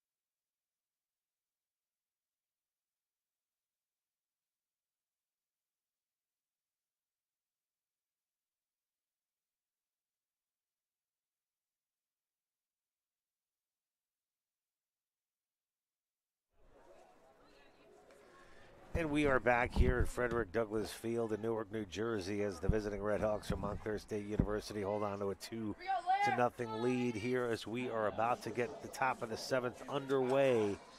Jackie Lara remaining in the game. She's gone all the way today for the Scarlet Raiders, just giving up 2 runs. It's been a tough task generating any kind of offense for the Scarlet Raiders, not only here in Game 2, but also in Game 1, only producing 1 run so far this afternoon, both games combined. No runs today. But Jackie Lara has looked sharp as she gets a strike 2. Jackie Lara struck out the side last inning as she seems to get stronger as the day goes on. Lara high, ball 1.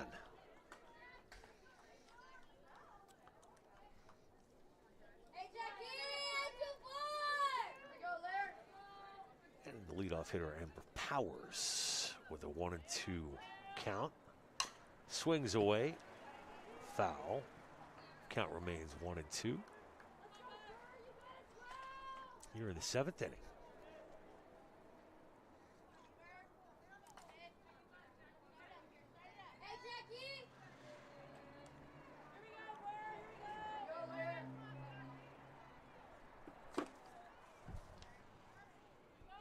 The left-handed Powers is hit by the pitch. She'll take her base.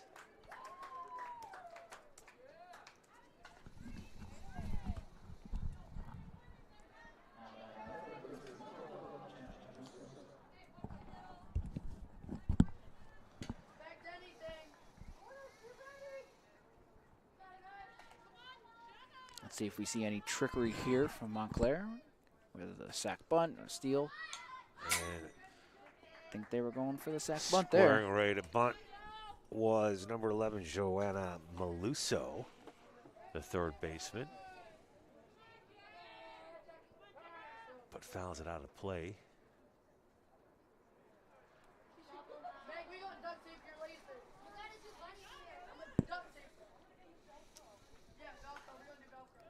Umpire taking time.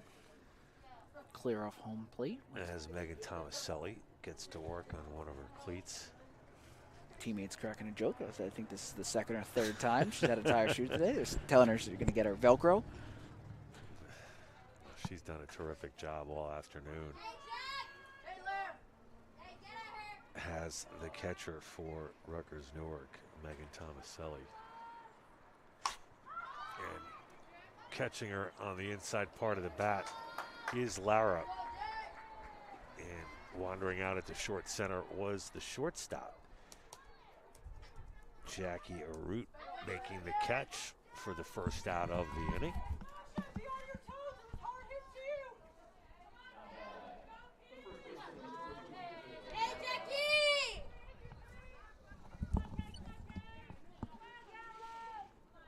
Head coach Caitlin Seamster reminding 2nd baseman Masha Corbett, stay on her toes here as in this game.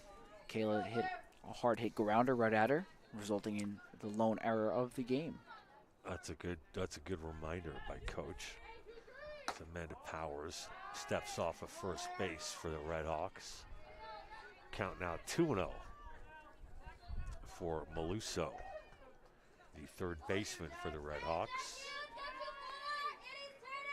Left-handed 3rd baseman. And she swings away, gets underneath it. Pops it up. Oh, and having a difficult time with it in center field was Michelle McMillan. Again, the light changing by the minute. Now much darker out in center field. Was that McMillan? Yes. Yeah, okay. McMillan having a tough time with that one as it falls in. Runners on 1st and 2nd. Now for Montclair Fortunately, State. no sun there to deter, so error is given for misplaying the ball. As Amber Reed, who's been strong all day from Montclair State, cleanup hitter.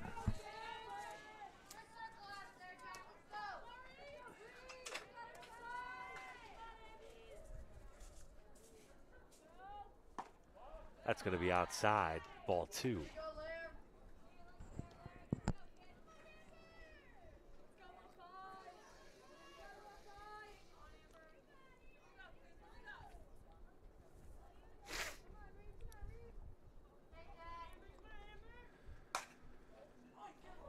And an inside out swing by Reed. It's going to be fouled away. 2-1. 2-1 is the count. Inside out. That's how you want to have your golf swing, prevent it from slicing. That's right. Which is what I do way too often.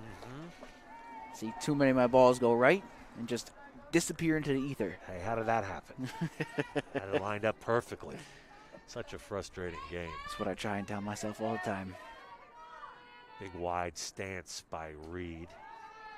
She'll take ball 3. Great looking player, Amber Reed.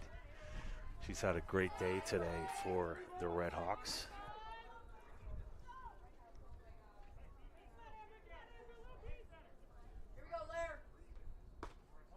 And ball 4. Good eye, Amber Reed, as the bases are now loaded.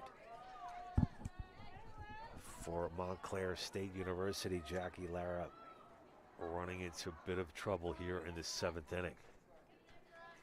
And making a switch now is the head coach, Anita Kubica,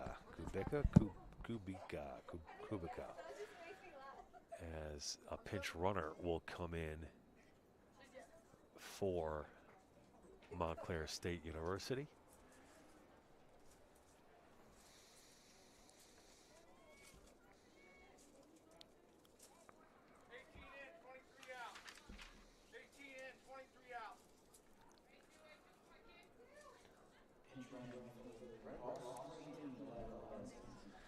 So it's Dahlia Legensky who's in the game now for Montclair State as a pinch runner at second. Bases loaded. 1 out. 1 out. And a healthy cut taken by number 2, Alyssa Borizin, the left fielder. Number 2.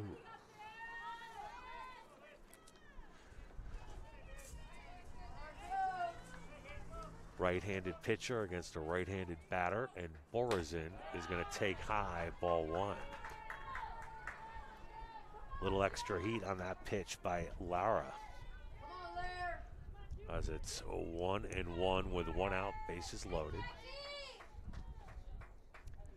Borizin swings away.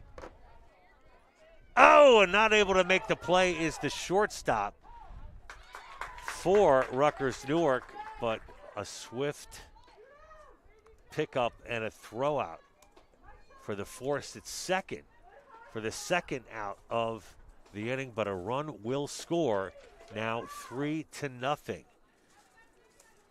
as Jackie Arute couldn't come up with the pop fly. It fell in, run scores. Not bad. The catcher, number 22, But the out was Danielle made as the Sibilio. runner tried to take second. And stealing second is number 2, Alyssa Borizin. Actually, probably a fielder's choice with the bases loaded on that last play. No, base No? hit because it landed in. There was no throw anywhere. Okay, technically a base hit. So the score at 3-0 here in the top of the 7th inning. Runners on second and third, and it's Sibilio for the Red Hawks. Swing and a miss. That's going to end the inning as Lara comes back to strike out Sibilio. 3-0, 1 run scored, 2 left on, and we will head to the bottom of the 7th. Last licks for the Scarlet Raiders coming right up.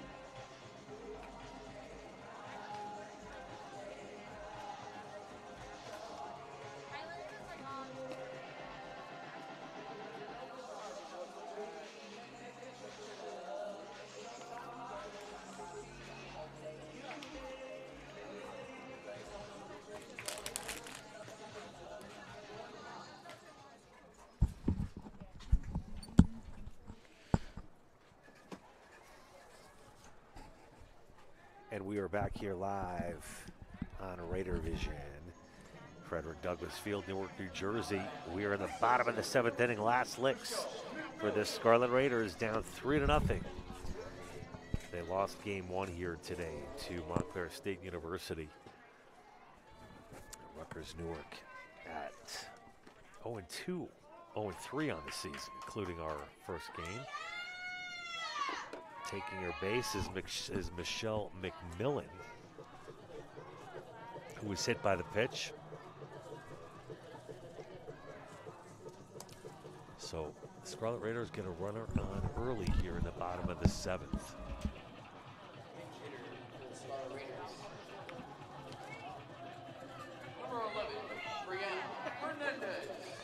And now batting for the Scarlet Raiders is number 11,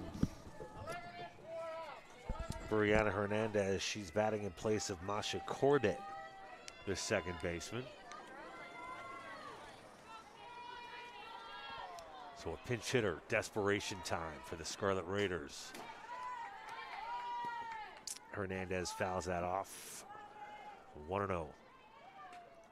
0-1 is the count.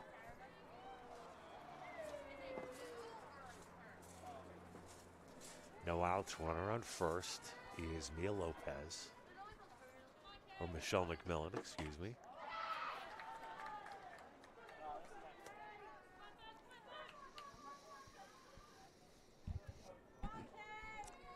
One on one now, the count to Hernandez.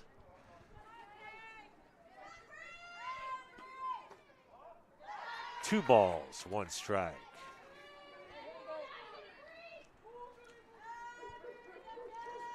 Kayla Vellante going all the way for Montclair State. And it's 3. 2 balls, 1 strike. 3 balls, 1 strike.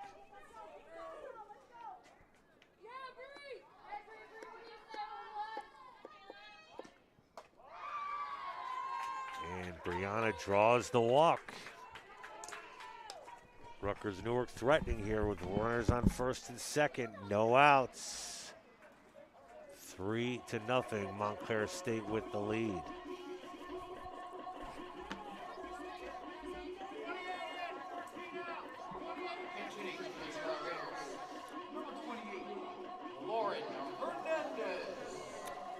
And it's Jersey City's own Lauren Hernandez, the freshman, will pinch hit here in a big situation for the Scarlet Raiders, as they are threatening here in the bottom of the 7th. Runners on first and second. It's the freshman Hernandez, right-handed batter, facing the right-handed pitcher for Montclair State University, Kayla Vellante. Now there's going to be a meeting of the minds in the circle with Sibilio trying to calm down Vellante.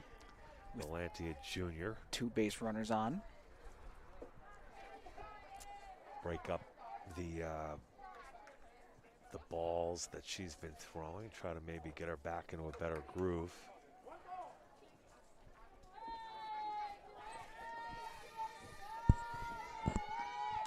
Hernandez fouls that off. 1 ball, 1 strike.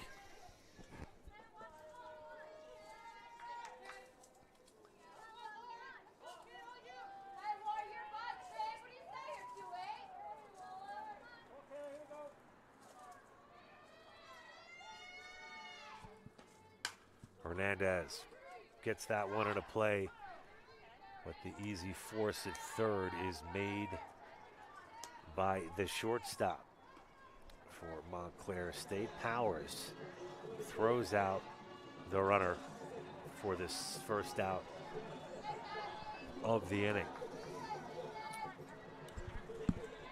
Now batting, the right fielder, number 27, Patricia Fritch Reyes. So the lead runner taken down. Runners remain at first and second. That's going to be an infield fly rule automatic out. And that was a quick at bat for number 27, Patty Fresh Reyes, the right fielder. So Rutgers Newark down to their final out.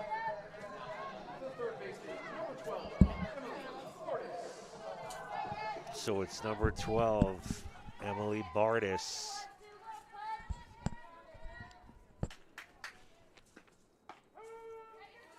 Emily Bardis takes the first pitch for a called strike.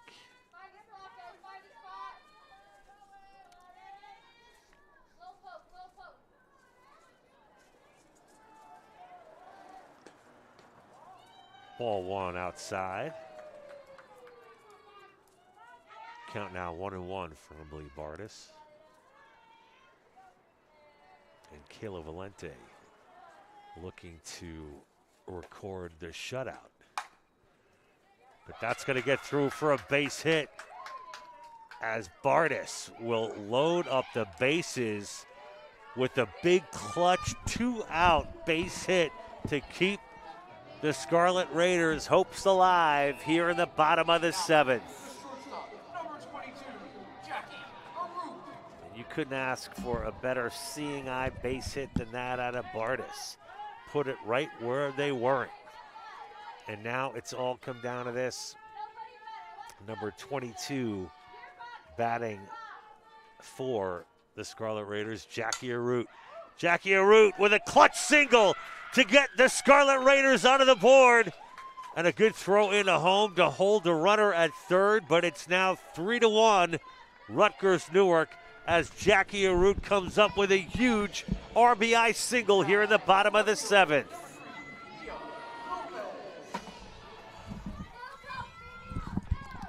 Now it's Mia Lopez's turn as she tries to keep this 2-out rally going here in the bottom of the 7th.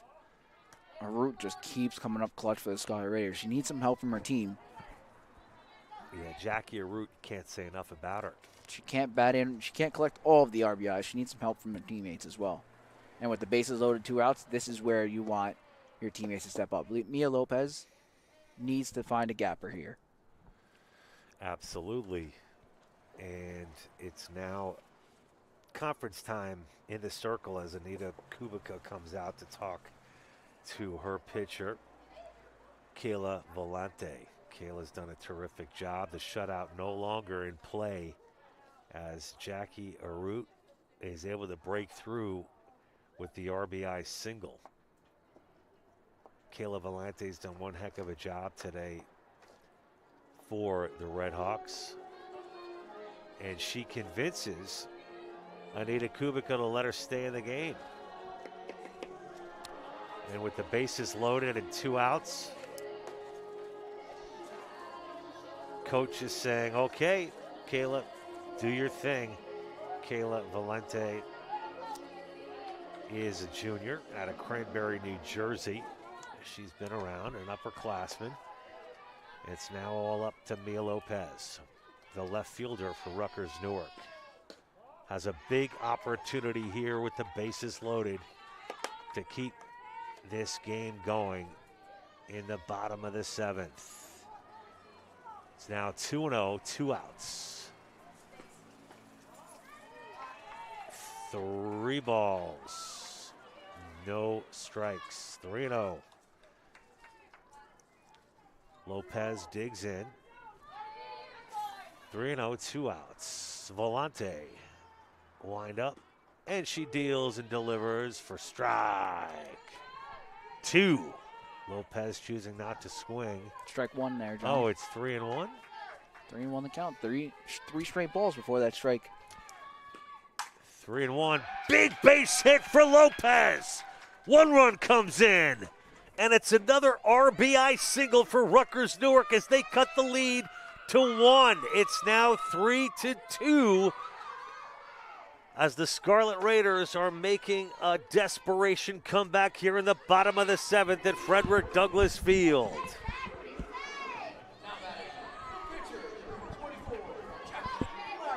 2 big hits back-to-back for Arute and Lopez. Surprised head coach Caitlin Steemster didn't send Bardis home there. Jackie Lara had a chance, I thought, but once again, as this 2-out rally continues, Tom, you're right, that was a cautious call, but needless to say, it is what it is. The inning is still going. And that is why you keep her there. Another base hit. We're all even at 3 as we've got 3 back-to-back single RBIs for the Scarlet Raiders as they've evened things at 3 here in the bottom of the 7th. And that is why we know nothing, John. That reason right there. Playing it cautiously at third base. Choosing not to send her runner was the head coach, Caitlin Seamster. Number 19, Megan Thomaselli. And we're now even at 3. And here we go. It's deja vu all over again, just like in game 1 of William Patterson. Frustrated Kayla Valenti slams the ball into her glove. You can't blame her for being a bit shaken up after these 3 back-to-back-to-back singles. And here comes the pitching change. And the bases are loaded. And perhaps Kayla stayed in maybe 2 or 3 batters too long. Here comes Cavallaro once again, the pitcher from game 1, into the circle.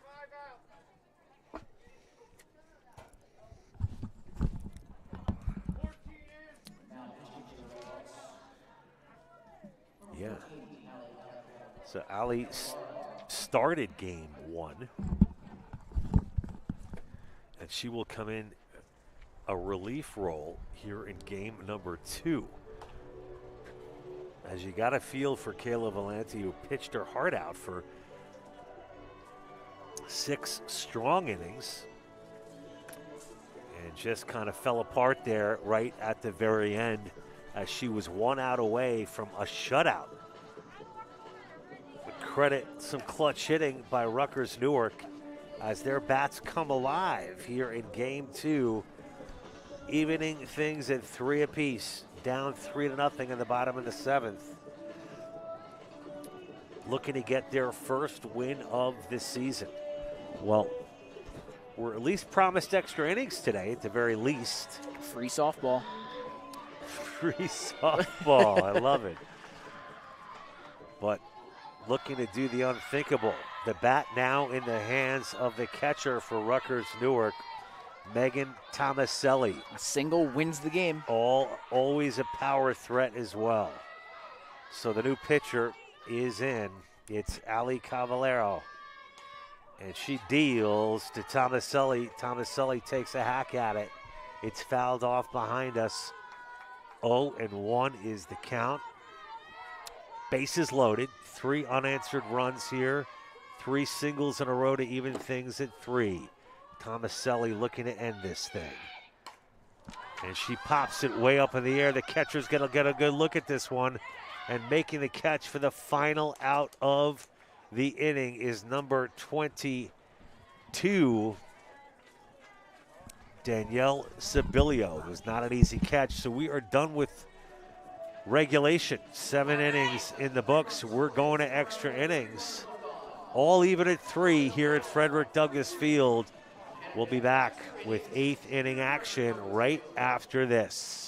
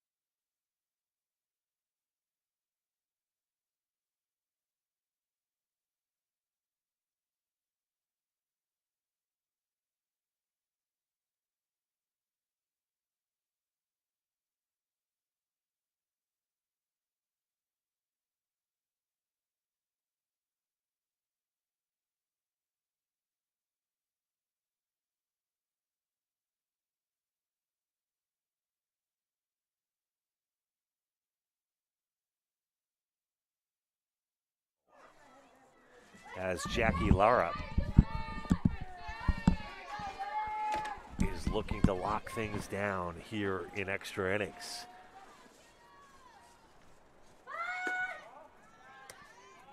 And as we mentioned in game one here, John, the international run rule, as it is called here in softball, the runner who made the last out is placed at second base. In this case, it is Claire Jernigan pinch running for Danielle Sibilio. That's right. So every pitch huge here in extra innings, especially with a runner in scoring position. The automatic runner placed at second. You might have seen this in the MLB now, where they have put the batter who made the last out at second to help speed up games in extra innings. That's right. And that bunt attempt is foul. Now, quite often what you'll see in this is the first batter up will bunt to move the batter over, the runner over to third, so all it takes is a hit to bring a run in. That's right. 3-1 now, the count to Cosentino.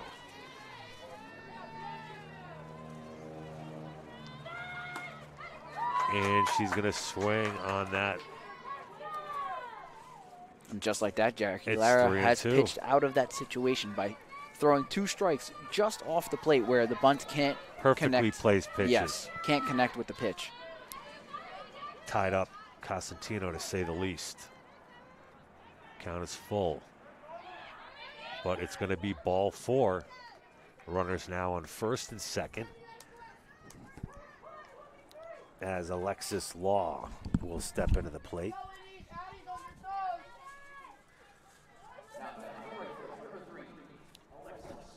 So Alexis is the number 8 batter.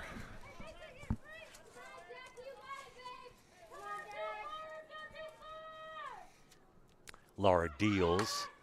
Beautiful bunt laid down perfectly by Alexis Law, advancing both runners. Runners now on second and third with 1 out. And there's the play I was telling you about. Exactly.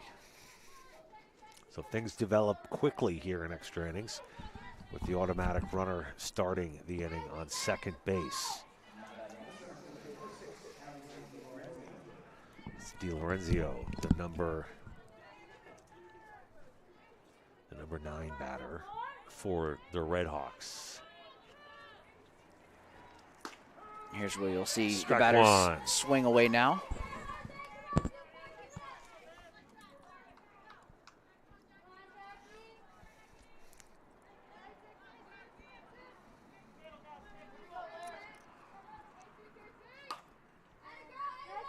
DiLorenzio with the cut. It's going to go foul in the hole 0-2. Now for Annalisa. Be a huge confidence boost here to Lara if she's able to get this strikeout, put 2 outs on the Settle her board. down a little bit Yep. too. High. You're always worried Ball about 1. those 2 runners in the bags behind you, especially here in extra innings where there's just that constant pressure of the person behind you starting off on second base. Exactly.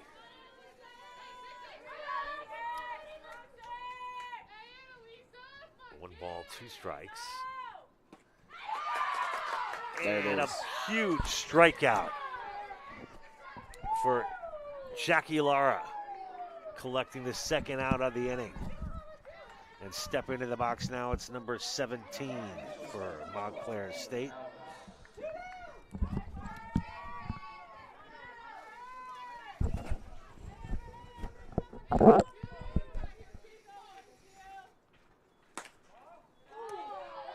Amber Powers.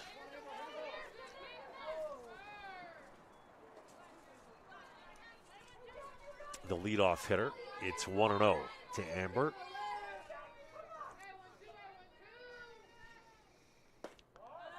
Tuno.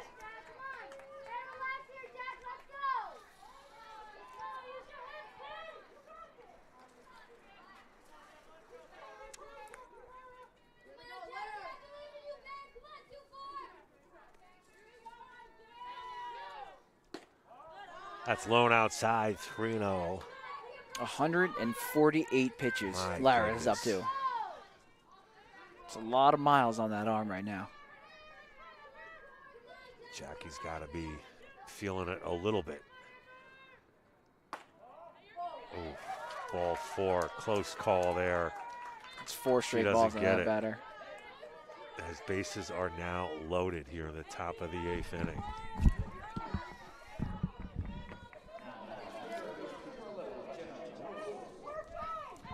Joanna Maluso, the third baseman for Montclair State. And he bases it out as long as this ball stays on the infield. 2 outs. Strike. Lara getting back into the groove after 4 straight balls. Lara's just gotta trust her infield here. But let her hit a grounder. Keep it in play here It's low and outside. and get the out. 1-1, 2 outs. Top of the 8th, all tied at 3. Bases loaded. And Maluso swings away at that one. And it's going to be caught for the final out of the inning as the score remains tied at 3 as we head to the bottom of the 8th. Rutgers Newark looking to put an end to this one. We'll see how it goes right after this.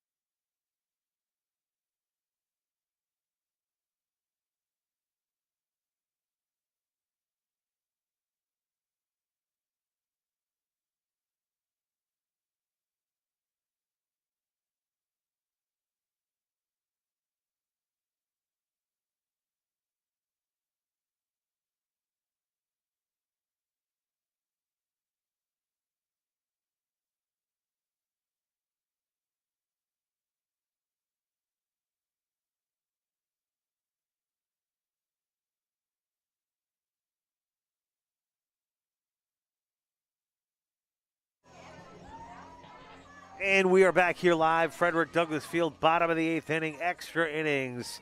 Pinch running, Yxenia Osorio for the Scarlet Raiders as Michelle McMillan takes a ball. It's 1-0. Michelle McMillan with a big play in center field earlier in game 2 now has an opportunity to keep things going in the right direction for the Scarlet Raiders. Scarlet Raiders losing game 1 here this afternoon at Frederick Douglass Field, looking to get their first win of this season as they fall into 0-3. But they are in it for sure here in game number 4 of this season here for the Rutgers Newark softball team. Intentional walk here.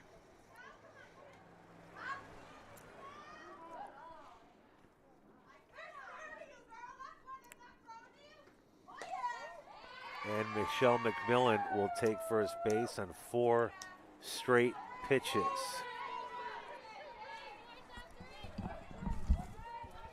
As they elect to put McMillan on first.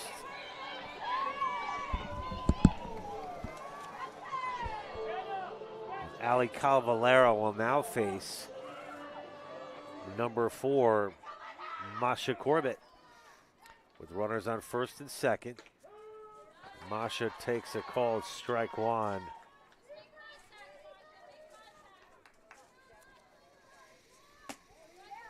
Runners on first and second here.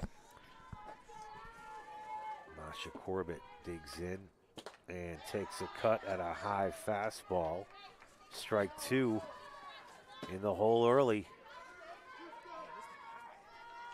Michelle Corbett. Masha Corbett. Swing and a miss on 3 straight pitches. Not a good at-bat there for Corbett Masha. goes down swinging. Wasn't very confident on that last swing either. Tried to hold Now up. batting, the first baseman, number 14, Alex DiMartino. Alex DiMartino's turn, the first baseman. Good eye, DiMartino. It's 1 ball, no strikes. Both the pitcher and the catcher looking to the dugout for their pitch calls. Swing and a miss. 1-1 the count.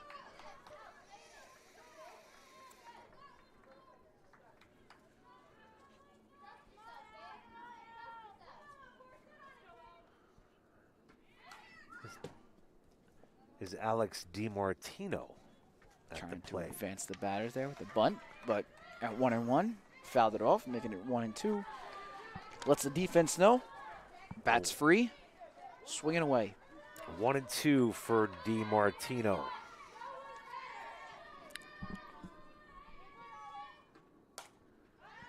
And DiMartino pops it into foul territory.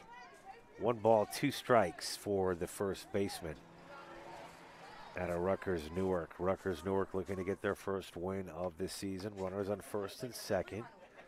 1 out here in the bottom of the 8th inning.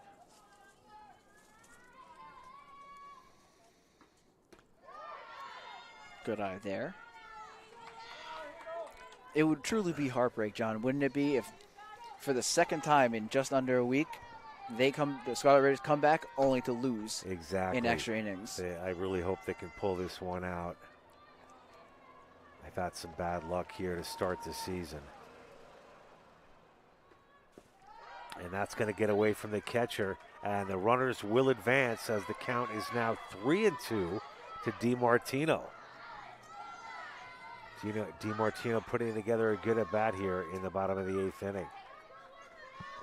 DiMartino. She can just get that ball. Scarlet Raiders to don't even drop. win here. It's kind of be like UCLA versus Gonzaga in the tournament. You come down with 3 seconds left and make the layup, think you're going extra time, only to have a half-court That's right. backboard jumper 3. Was that Suggs? That was Suggs that sent Gonzaga to the finals. Do we have a table anyone can jump up on around here? Or? We have I this don't know one, what but to there's not much room for they would have to run out of their way in order to get here.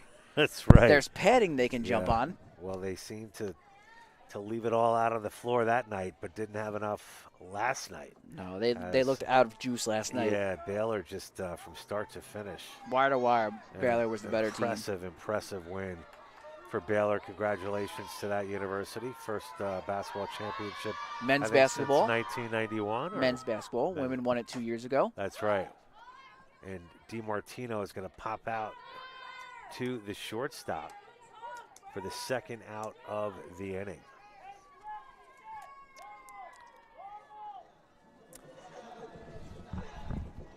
So runners on second and third. 2 outs now, down to our final out here in the 8th inning. Patty Fritz-Reyes. Patty, how did she do her last at bat? I think she had a base hit, didn't she? Patty in her last at bat she's 0 for 3 No, 0 for 3. today. All right, so she's due. 2 She's ground due. outs and a fly out. Come on, Patty. Just poke one through into the outfield. Seeing eye base hit. Patty Reyes, the right fielder. 2-0 now the count. Scarlet Raiders ready to attack from that third base spot if this ball gets past Sibilio.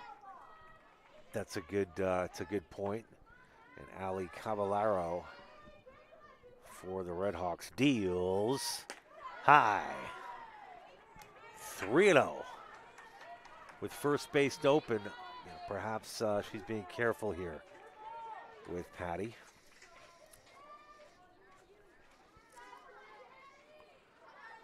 You think she gets the green light here, Tom? Nope. 3-1. Not at that. Not there. Not there, but she'll have the green light going forward now. Put in a ball where there should have been a strike on my stat page. 3-1. Caballero deals. Swung on. Missed. Caught her with the off speed there. Full count. Good pitching choice.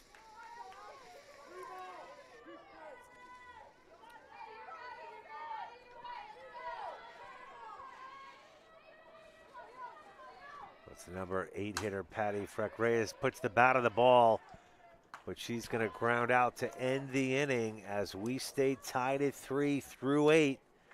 Now it's the Redhawks' turn as we go to the top of the 9th inning. Extra innings here at Frederick Douglass Field in the home opening doubleheader for the Scarlet Raiders, looking to get their first win of the season. We'll be back right after this.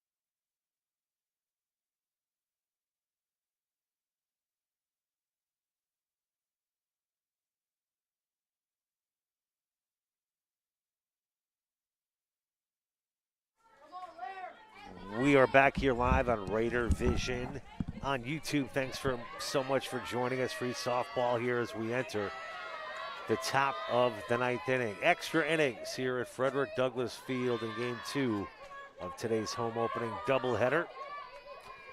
Batting for the Redhawks of Montclair State University is number 23, Kayla Gallo, the first baseman.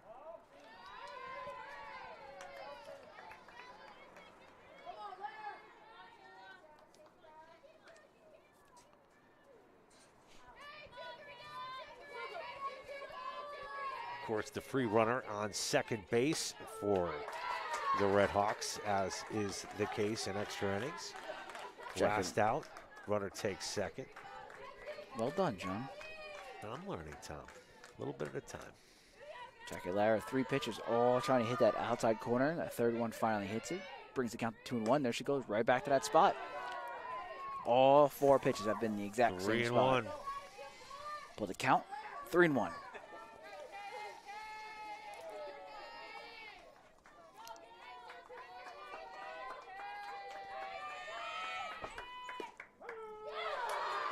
Switched it up on the bat with that inside pitch. Pitch Good borderline pitch right there. 157. Wonder what the record is for women's softball in a game. Gonna have to go deep into the NCAA record books for The that archives. And that's swung on foul. Count full.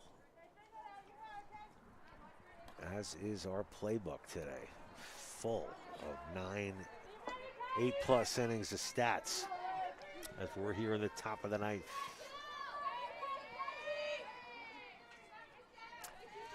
And Gallo, the first baseman for the Redhawks. Lara deals outside, ball 4.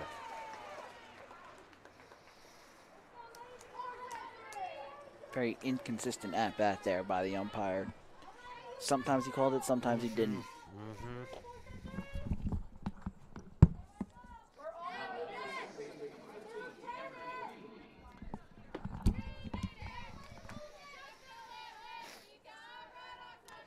Amber Reed lays down a perfect bunt. Having some trouble with it is the first baseman for the Scarlet Raiders.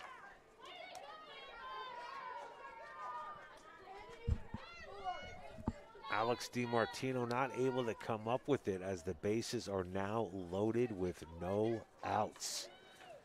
Amber Reed with a little bit of a knuckleball shot down the first base line, kind of ran out of steam. Amber was able to beat it out, and no throw was made on the play. That ball just hit the turf and decided to die there, John. Exactly. 3-3. Jackie Root was the one that called that meeting in the circle, trying to calm everybody's nerves here. Yep. Just take what's given to you, try and get the lead runner out at home, and survive another out. And Alyssa Borazin with a base hit. And as I say One that, run's going to come in. Borazin with an RBI single to make it 4-3. Montclair State University, who seem to be getting all the breaks here today.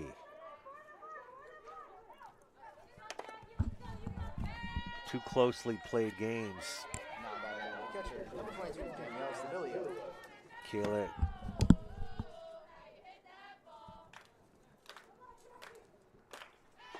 Danielle Sabilio takes the first pitch for a called strike one.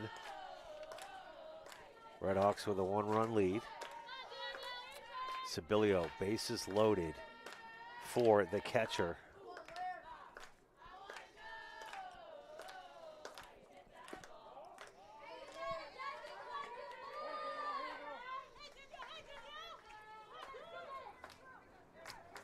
Got to give Jackie Lara a lot of credit, though, I mean, for staying in this entire game, including extra innings. Hard to keep this amount of focus for so long. And a good bang-bang play caught by the third baseman Emily Bartis. for Rutgers Newark.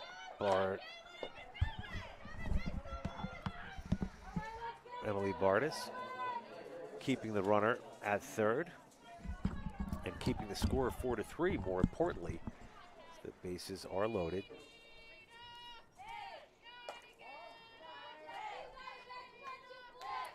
Expect to see Jackie Lara's arm after this game covered in ice bags.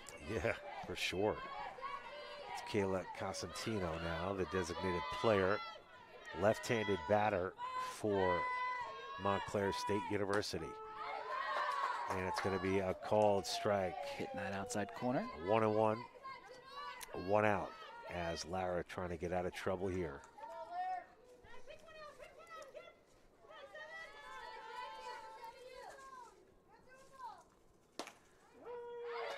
Great pitch by Lara, right on the corner. Count now 1-2 to Cosentino.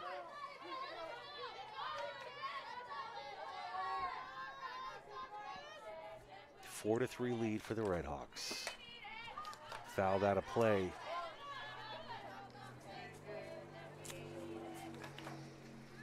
Still just 1 out.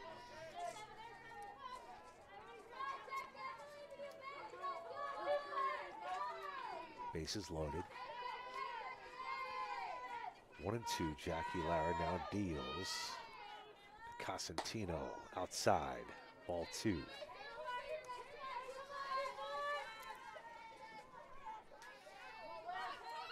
Field fully lit up now. The sun fully down. Looks much better the darker it gets, at least outside.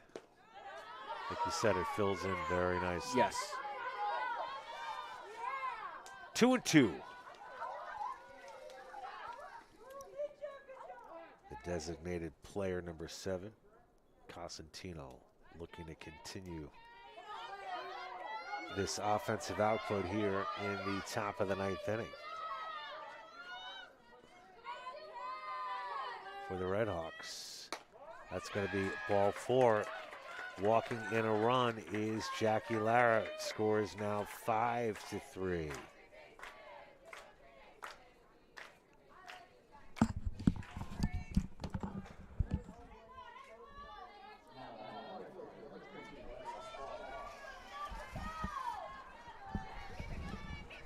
It's Alexis Law, the right fielder.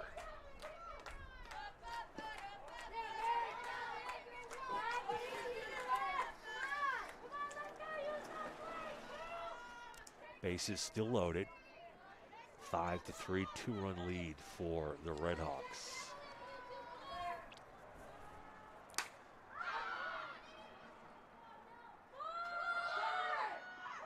Nice throw there by Michelle. Not Beautiful needed, but throw for the second out of the inning by the center fielder for Rutgers Newark, Michelle McMillan, holding the runner at third.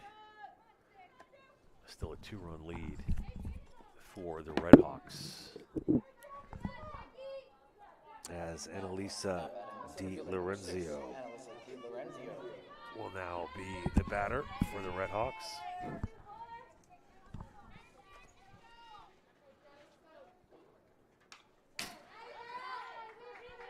Big cut and a foul ball for Di Lorenzio. 1-1 the count.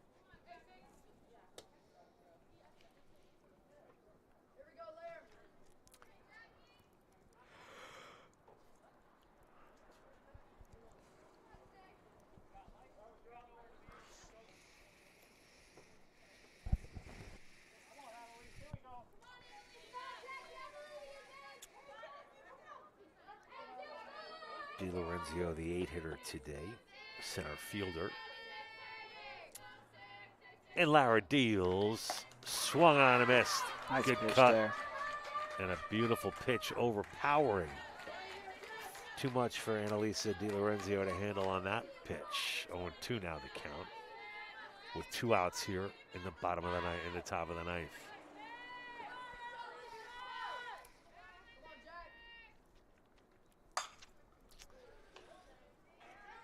Be fouled off down the right field line.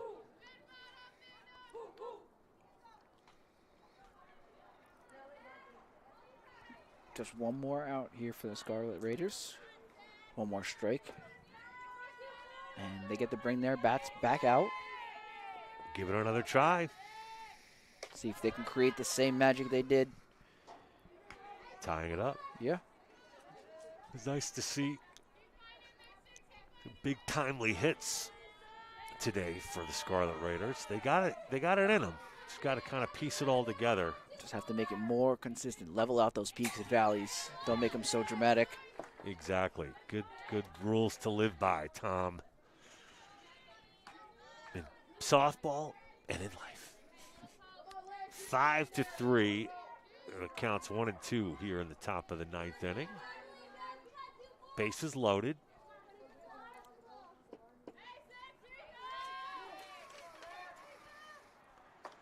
It's going to be outside. Had a pitch to waste. Oh, even at 2 balls and 2 strikes.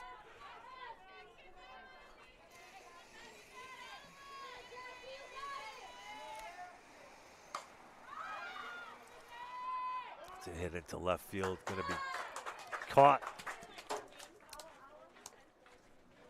by Mia Lopez for the final out of the inning. But 2 runs were scored by the Redhawks to take a commanding 5-3 run lead as we head to the bottom of the ninth inning here in extras at Frederick Douglass Field in Newark, New Jersey. Scarlet Raiders have 3 outs to tie things up. We'll be back with extra inning action just after this.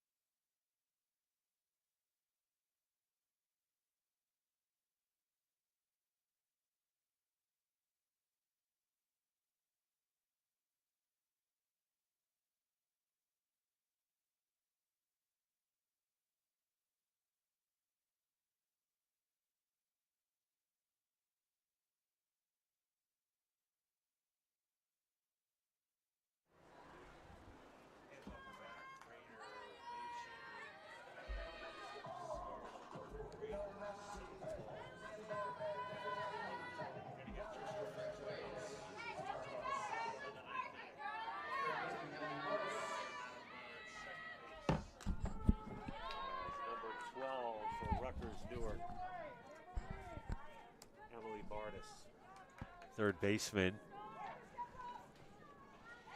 will look to get things going for Rutgers Newark. Bardis, left-handed batter, is down early in the hole, 0-2. As Ali Cavallaro looks through her pitch sheet on her wrist. And that's nothing but heat for strike 3 and out number 1 as Bardis will take a seat on that one. And that was a nasty pitch thrown by Ali Cavallaro. I mean, she came in with a laser on that pitch, which just froze Emily Bardis. Hats off to Cavallaro. Does Jackie Arute have any more heroics in her? Jackie's been getting it done all day today, sparking the comeback to tie things up at 3 here in game number 2. She's really abused Alexis Law out in right field. You know, first triple. Exactly. First triple was out there. Second triple was out there. Her RBI single was out there. She knows how to angle her hits, and she's angling them in the correct spot. Jackie, one of 5 seniors on this team, one of the real leaders on and off the field, leads by example. She'll have to get things going again to give the Scarlet Raiders any chance of coming back to tie this thing down 2, down to the final 2 outs. And there it is, Arute in the gap. 1 run's going to come in. It's 5-4. Jackie Arute with another huge clutch RBI. She'll get credited with the stand-up double. She knocks in the run, scoring Patricia Fresh Reyes. Patty Reyes, the designated runner on second here in extra innings, bringing the Scarlet Raiders within 1, now 5-4. As we continue to go back and forth in this extra inning extravaganza. And now it's going to be the right fielder Mia Lopez's turn. Mia Lopez playing left field today. This on game number 2, I should say. Lopez is looking at Jackie Arute at second base. 1 out. Lopez takes ball 1.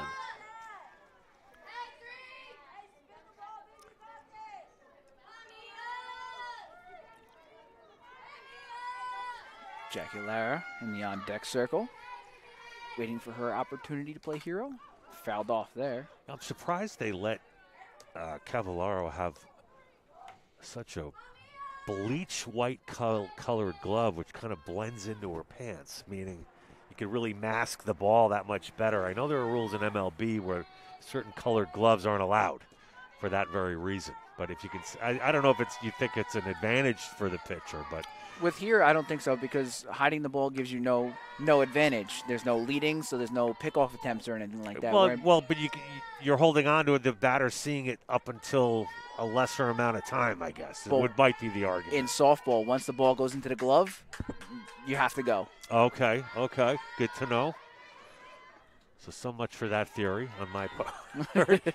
Needless to say, it's a rather rare sighting, a white glove such as the one Cavallaro has. It's 2-2. The count's 2-2 as Lopez digs in. And strike 3 on the swing. 2 outs.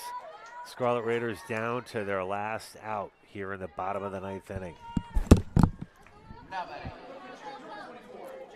Jackie Lara, who's done such a heck of a job here in game 2. Tom, she's thrown close to 150 pitches, isn't that right? She's way past 150 pitches. She's way past 150. She's at 180. 180, my goodness. But let's see. She fouls this one back. How poetic would it be if she hits a walk-off homer here, or just a double, just whatever an RBI we can double to keep it going, to help her own cause. Yeah, absolutely. Doing what she has to do in the circle, why not help herself out at the dish? That's right. Jackie Lara watches that one all the way into the glove. Now 0-2 down to our last strike. With the runner on second and Jackie Arute. Lara's got to swing at anything close here. But look for Don't leave the game up to the Cavallaro umpire. to waste one. Ooh, yanked down the left field line, but way foul.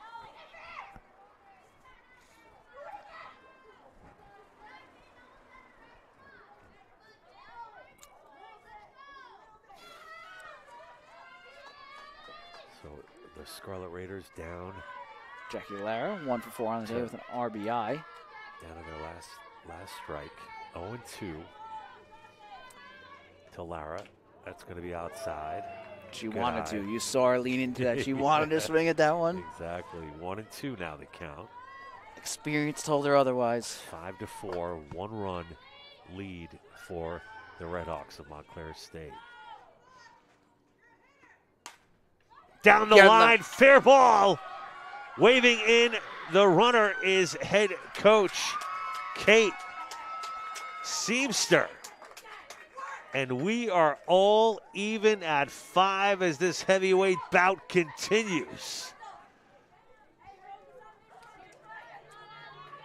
And Jackie Lara down to the final strike for her at bat and of the game. Keeps it going with a huge RBI single. And now it's up to the catcher. For Rutgers Newark, it's Megan Tomaselli. And that's going to be high, ball 1. You might hear water on your stream right now. It's head athletic trainer Brian Fanning making sure to keep our student athletes hydrated during these extra innings. It was hot during the day. Got to make sure you keep the fluids up. That's right. Strike is the call, all even at 1-1.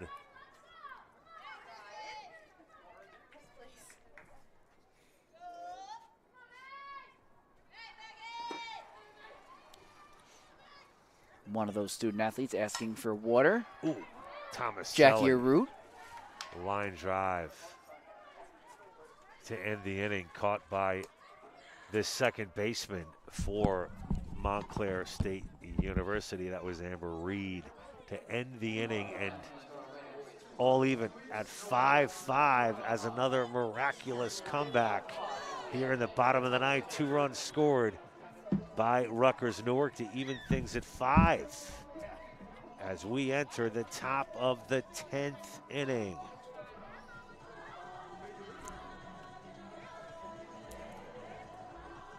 Tom, what's the longest softball game you've ever seen?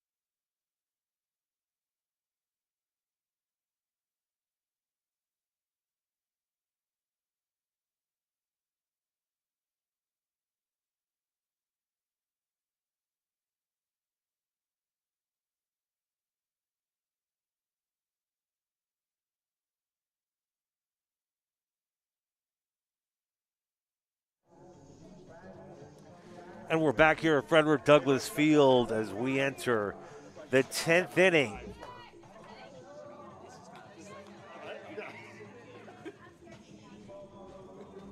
Extra innings here at Frederick Douglass Field as the Rutgers Newark Scarlet Raiders softball team has come back yet again to tie this thing up at 5. And now Montclair State will give it a shot as they get the automatic runner at second base. And what a way to get our home doubleheader. Speaking of keeping the student athletes hydrated, how to get my own cup of water. There you go. Tom, you've been wearing lots of hats today. We're going the distance. And speaking of going the distance, Jackie Lara, over 181 pitches, What a great diving play by the catcher for Rutgers Newark, Megan Tomaselli. What a catch. I mean, heads up. Like I said in game one, she is limber back there. She's made a couple of big plays. Reflexes quick as a cat as Tomaselli comes up with the catch, diving to make that one for the first out of the inning. Unbelievable. What a grab. Huge for her team. You know, Tomaselli's been back there all day. You know, she's got to be tired. Didn't show any fatigue there on that play.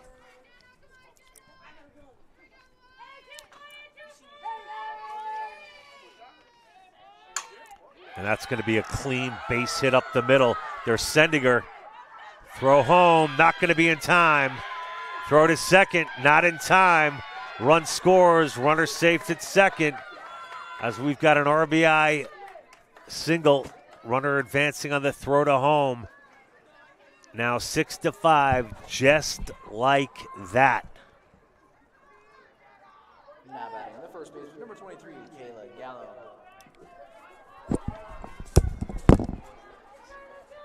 Who hit the single? Maluso. And a huge clutch hit for Maluso for Montclair State University. Joanna Maluso could be the game winner. Don't say that, John. I won't, but I mean, you know, listen, this game's got to end sometime. Of course, we're pulling for our Scarlet Raiders.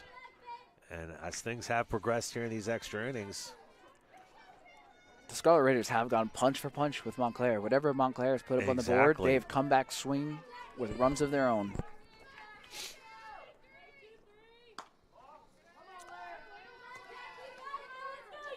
So it's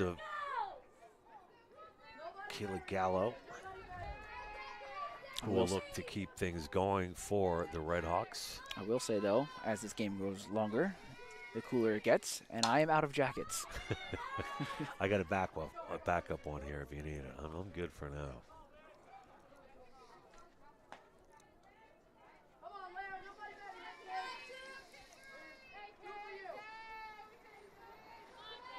So it's 2-2 to Kayla Gallo, the first baseman for Montclair State. And Maluso is on second. As Lara lets that one get a little out of the strike zone from low to high. It's now 3-1 with 2 outs. Jackie Lara just 11 pitches off of 200. And that's flown deep into left, and a diving catch. Unable to make the play is the left fielder as the runners will advance. And Gallo will end up on second base. Double. With the double. Mia Lopez diving to make that catch, but couldn't come up with it. An excellent effort by Mia Lopez. And this nail biter of a game. Second baseman, number 15, Amber Reed.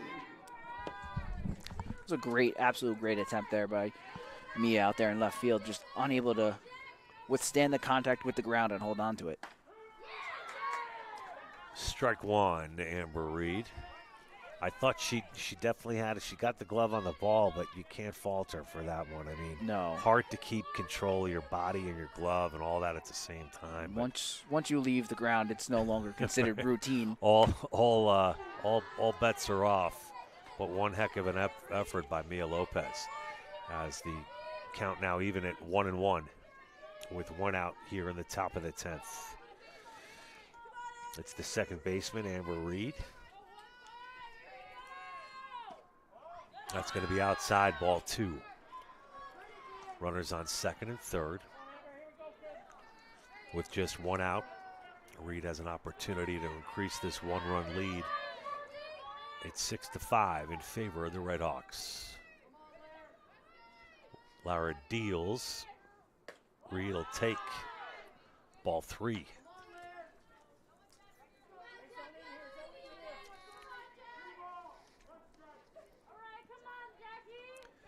Count is 31. Jackie Lara with the pitch. Low, ball 4.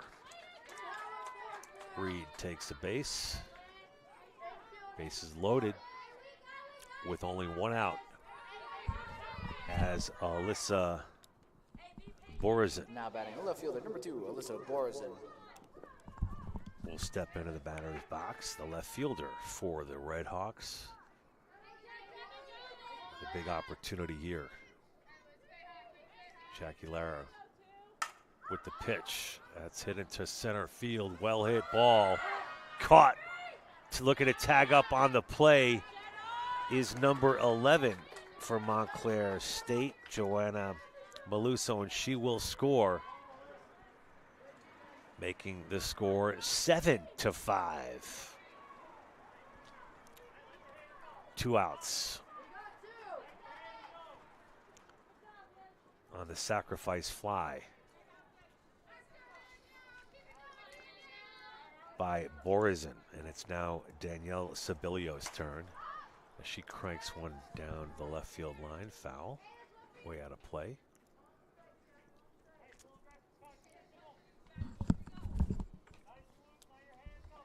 Now batting the catcher, number 22, Danielle Sabilio.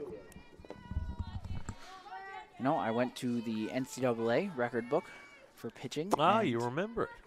there is no record for pitches in a game That sounds odd to me. because not all schools keep track. Okay. So 180 is not that uncommon, or the 180 range. 200 range That would is- be getting a little uncommon. I mean, 180 is very uncommon. It is. Okay. All right. Well, we're in uncommon territory. We're uncharted waters here. Uncharted waters for Jackie Lara. So credit, hats off to Jackie for pitching her heart out tonight. She gets the rubber arm award of the evening, win or lose. And the Scarlet Raiders have their work cut out for them as we are in the top of the 10th inning. Red Hawks up by 2. 2 away, 0-2 the count to Sabilio. Sabilio stays alive by fouling that one off.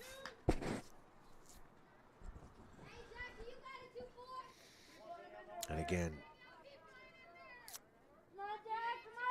a lot of credit due to the catcher for the Scarlet Raiders, Megan Tomaselli. And strike 3 on the swing. With the 200th pitch. Danielle Sabilio goes down swinging on the 200th pitch of the game for Jackie Lara. Unbelievable. Well, look, the way these extra innings have gone, these 2 runs shouldn't be a problem for the Scarlet Raiders, as they will get a runner at second. This is equivalent to the 12th inning of a 9-inning game. So for those of you new to the game, 7 innings long for the game, and then we are in the 10th inning, the 3rd extra inning of the game. Most consecutive innings pitched, there is a stat for. What is that? And that is 19 innings. Wow, we got a ways to go. We have a ways to go for that. But nonetheless, there is one, but no pitch count. Tom, you must be getting hungry, man. I mean, it's been hours we've been sitting here. I've portioned myself out. I had my protein shake not too long ago. All right, good, Doubled up on good. it, keep the stomach full. All right, that's good, because we might be getting into some uncharted waters ourselves here, Tom. Oh. And looking to get things going for the Scarlet Raiders is number 2. Now batting the center fielder, Michelle McMillan. Number 2, Michelle McMillan. Megan Tomaselli on second base. So let's see what Eminem can do here. She gets a hold of that one. Deep center field on the run. Way back. It's going to drop. McMillan getting caught up between second and third. Coming home. Play at the plate. Out. Out is the call. Megan Tomaselli with the hard slide into home plate, but she is called out on the play on a huge hit by Michelle McMillan. And there seemed to be a little confusion on the base running. Tomaselli trying to get home is called out. McMillan ends up on third. This thing is far from over as McMillan just tattooed that pitch. McMillan has played well today for the Scarlet Raiders. Absolutely, she has. Excellent You can even play and defensively in center field. the only batter to be intentionally walked here today as well. She packs a big punch with that swing. I mean, not necessarily the tallest, strongest girl out there, but she is scrappy. Has a lot of natural strength. That's going to be called in there for a strike. As Masha Corbett is now at 2-1 with 1 out, and Michelle McMillan on third. Corbett, swing and a miss. Count now even at 2.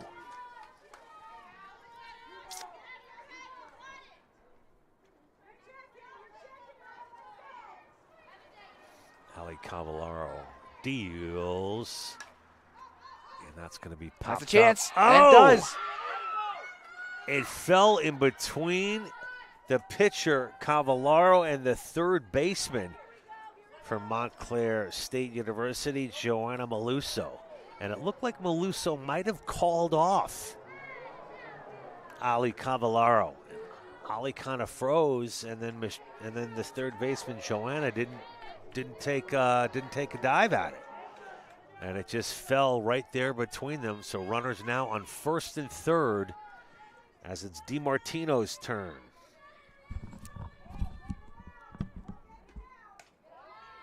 And Alex DiMartino takes the pitch for a called ball 1. 7-5. Redhawks with the 2-run lead. Rutgers Newark with runners on the corner, 1 out. Alex DiMartino swings away at the pitch, and it's going to be popped up to the second baseman for the easy catch, and out. 2 outs now in the bottom of the 10th inning. Scarlet Raiders once again down to their last out of the game with all the marbles on the shoulders of Patty Fresh Reyes, the right fielder. Rutgers Newark need a couple runs here to tie things up. Winning run at the plate, and Patty Fresh Reyes.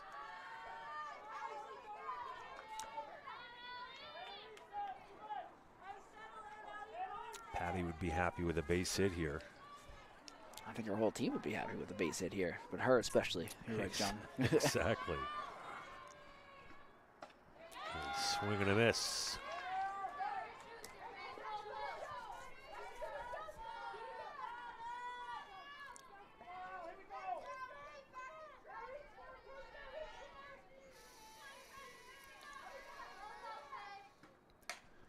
That's fouled back. Now down to the final strike. We've been here before, John. Yes. Those words have been spoken today. So it's been exciting, as you got to give the Rutgers Newark a lot of credit for hanging in there and not giving up. And as I talked to Coach Kate Seamster, she said these kids have come to practice every day.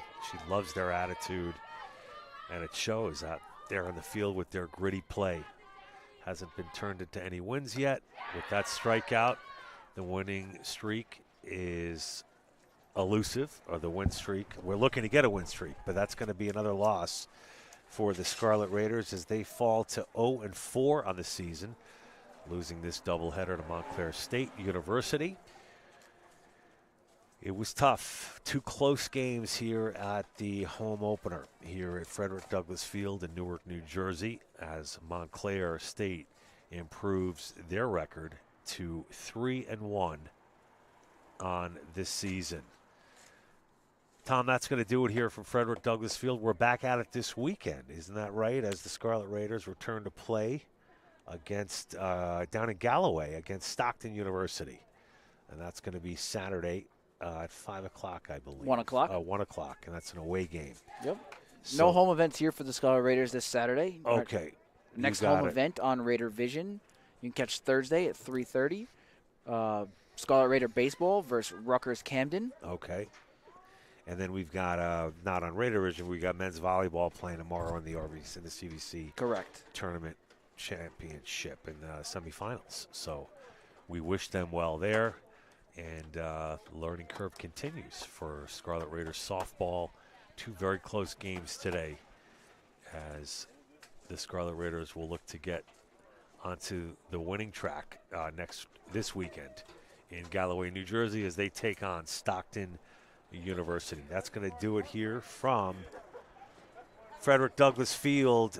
The final of the second game was Montclair University 7, Rutgers Newark 5. We thank you for joining us on behalf of Mark Griffin, Tom Krichkowski. I'm John Heffernan, and we'll see you real soon. Thanks a lot for joining us, everybody. Have a great night.